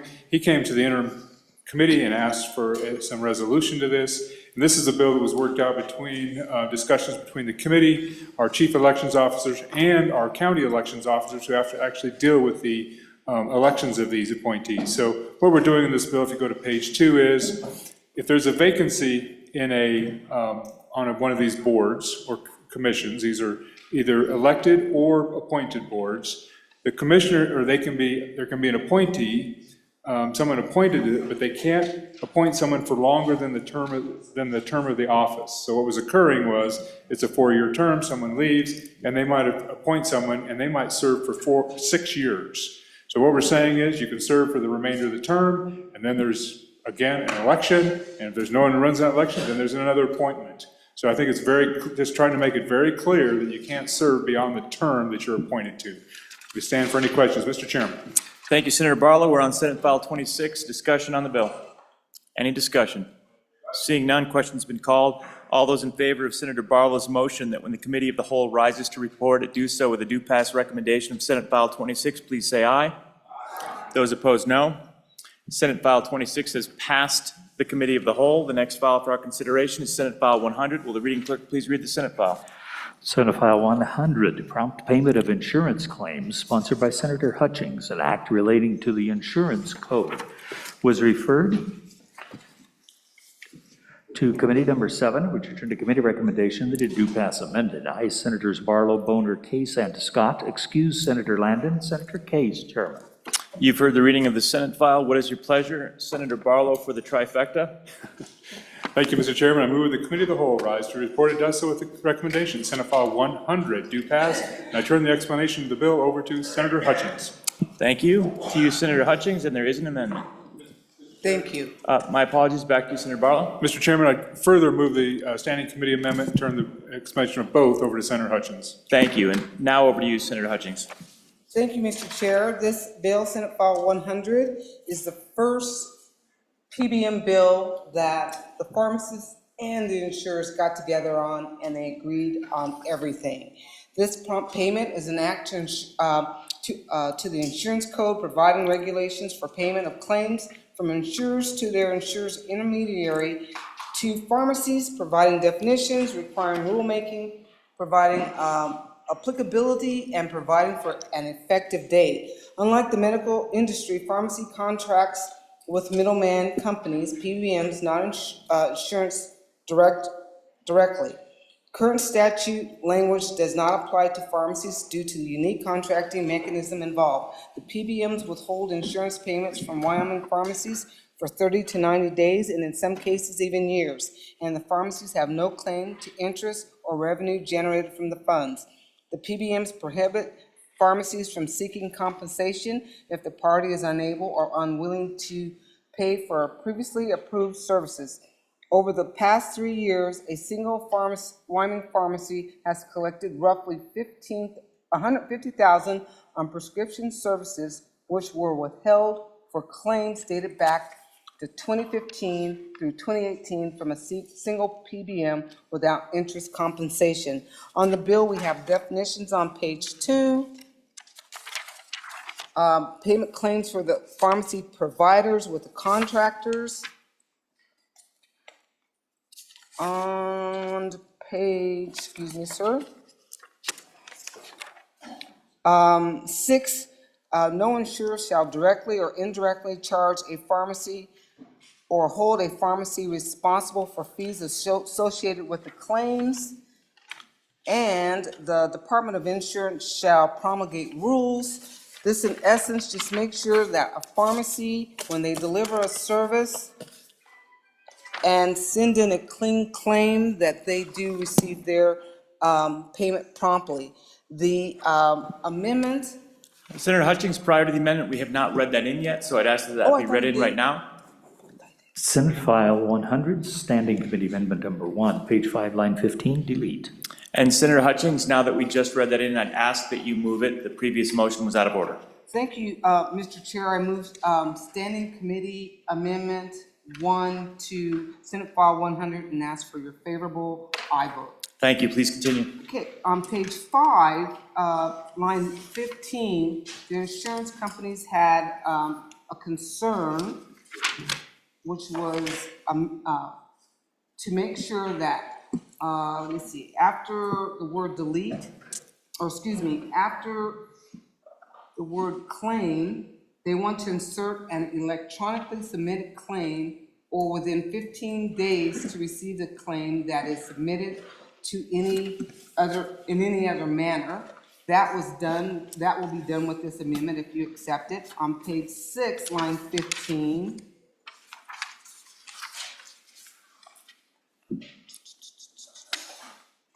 After the word provider, they want you to delete pay account and insert account or the central pay account of the pharmacy services administrative organization that is directly contracted by the pharmacies, and those are called PSAOs. I know that I went through it fast, but the bill, like I say, is very simple. Pay us for our services in a prompt manner, and everybody's in agreement with it, so thank you. Thank you, Senator Hutchings. We are on Standing Committee Amendment number 1 to Senate File 100. Is there any discussion? Seeing none, all those in favor of Senator Hutchings' motion to adopt Standing Committee Amendment number 1 to Senate File 100, please say aye. Aye. Those opposed, no. That amendment has been adopted. We're back on the bill. Discussion on Senate File 100. Seeing no discussion, question's been called for. All those in favor of Senator Barlow's motion that when the Committee of the Whole rises to report, it do so with a do pass recommendation on Senate File 100, please say aye. Those opposed, no. Senate File 100 has passed the Committee of the Whole. Next file for our consideration is Senate File 27. Will the reading clerk please read the Senate file? Senate File 27, Special Districts Bond Elections Exemption, sponsored by the Corporations Committee, an act relating to special districts, was referred to Committee Number 7, which returned to committee recommendation that it do pass. Ayes, Senators Barlow, Boner, Case, and Landon. No, Senator Scott. Senator Case, Chairman. You've heard the reading of the bill. What is your pleasure? Senator Boner. Thank you, Mr. Chairman. I move that when the Committee of the Whole rises to report, do so with a favorable recommendation in Senate File 27. Let's go ahead and step through the bill, ladies and gentlemen. This is a fairly straightforward piece of legislation. It allows special districts to operate in the same playing field as our municipalities when it comes to incurring government bonds, debt, in order to pay for infrastructure projects. So this deals specifically with improvement in service districts as well as water and sewer districts, but the additional language is the same. It allows them to go out and secure these bonds to pay for new infrastructure or things along that lines without a election of the members of that district. It's the same thing that municipalities are able to do. And then, of course, the debt is going to be paid exclusively from the revenues of that associated infrastructure that they went to debt for, and the security for that debt is restricted once again to that same infrastructure. So once again, it seems to work very well for our municipalities. Nobody really knows why these improvement and service districts, these water and sewer districts were left out of these provisions when we allowed municipalities to do the same thing, but this bill would give them parity. I'll stand for questions. If not, I call for the question. Thank you, Senator Boner. We're on Senate File 27. Are there any questions or discussion? Seeing none, all those in favor of Senator Boner's motion that when the Committee of the Whole rises to report, it do so with a do pass recommendation on Senate File 27, please say aye. Aye. Those opposed, no. Senate File 27 has passed the Committee of the Whole. Mr. Majority Floor Leader, that clears the desk. You have heard the motion. What is your pleasure? All in favor say aye. Aye. Those opposed, no. Committee of the Whole is adjourned. Back to you, Mr. President. Thank you. I wish you were doing 6 more. What's that? I wish you were doing 6 more, but end of night we're doing 6, or 10 minutes. All right. Clerk, read in the Committee of the Whole report. Mr. President, your Committee of the Whole, having entered a considerations bills on general file, begs leave to report as follows. Senate File 79, do pass. Senate File 26, do pass. Senate File 100, do pass amended. Senate File 27, do pass. Senator Rothfuss, Chairman. Senator Rothfuss. Mr. President, I move for the adoption of the Committee of the Whole report. Heard the motion. All in favor say aye. Aye. Those opposed, no. Motion is passed. Mr. Majority Floor Leader, that clears the desk.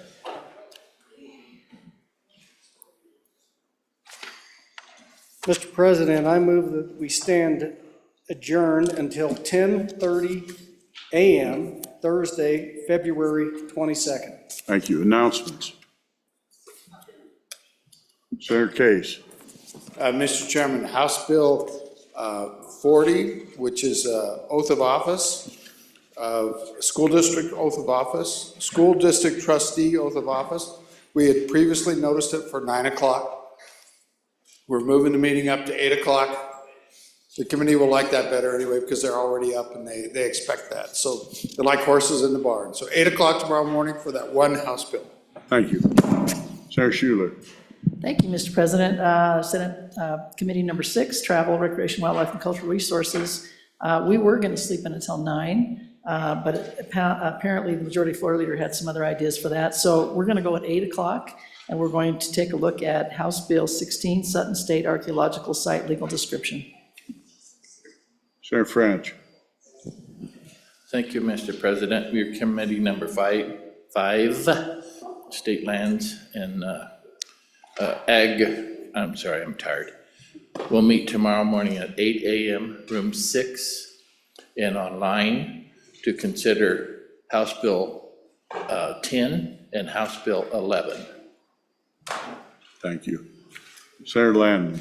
Mr. President, thank you. I don't have an official notice in front of me, but I did want to get out in front.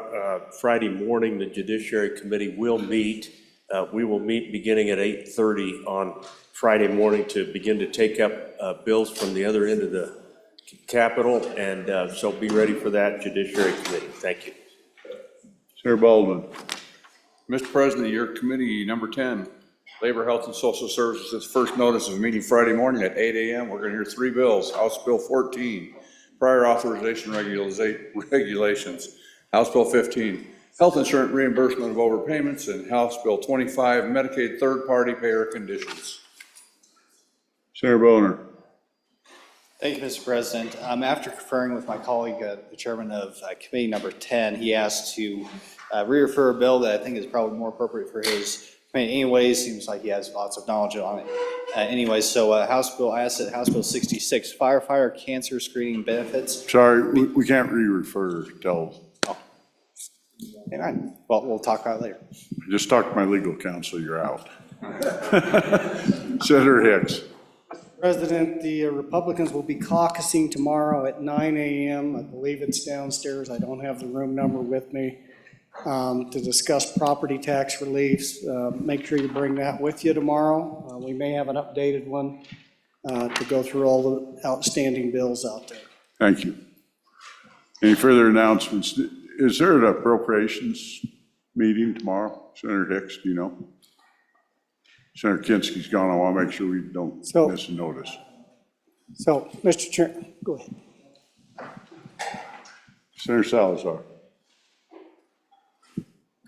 Mr. President, to my knowledge, no. Okay, I just want to make sure before we got out. You've heard the motion. All in favor, say aye. Aye. Those opposed, no. Senate is adjourned until 10:30 a.m. tomorrow.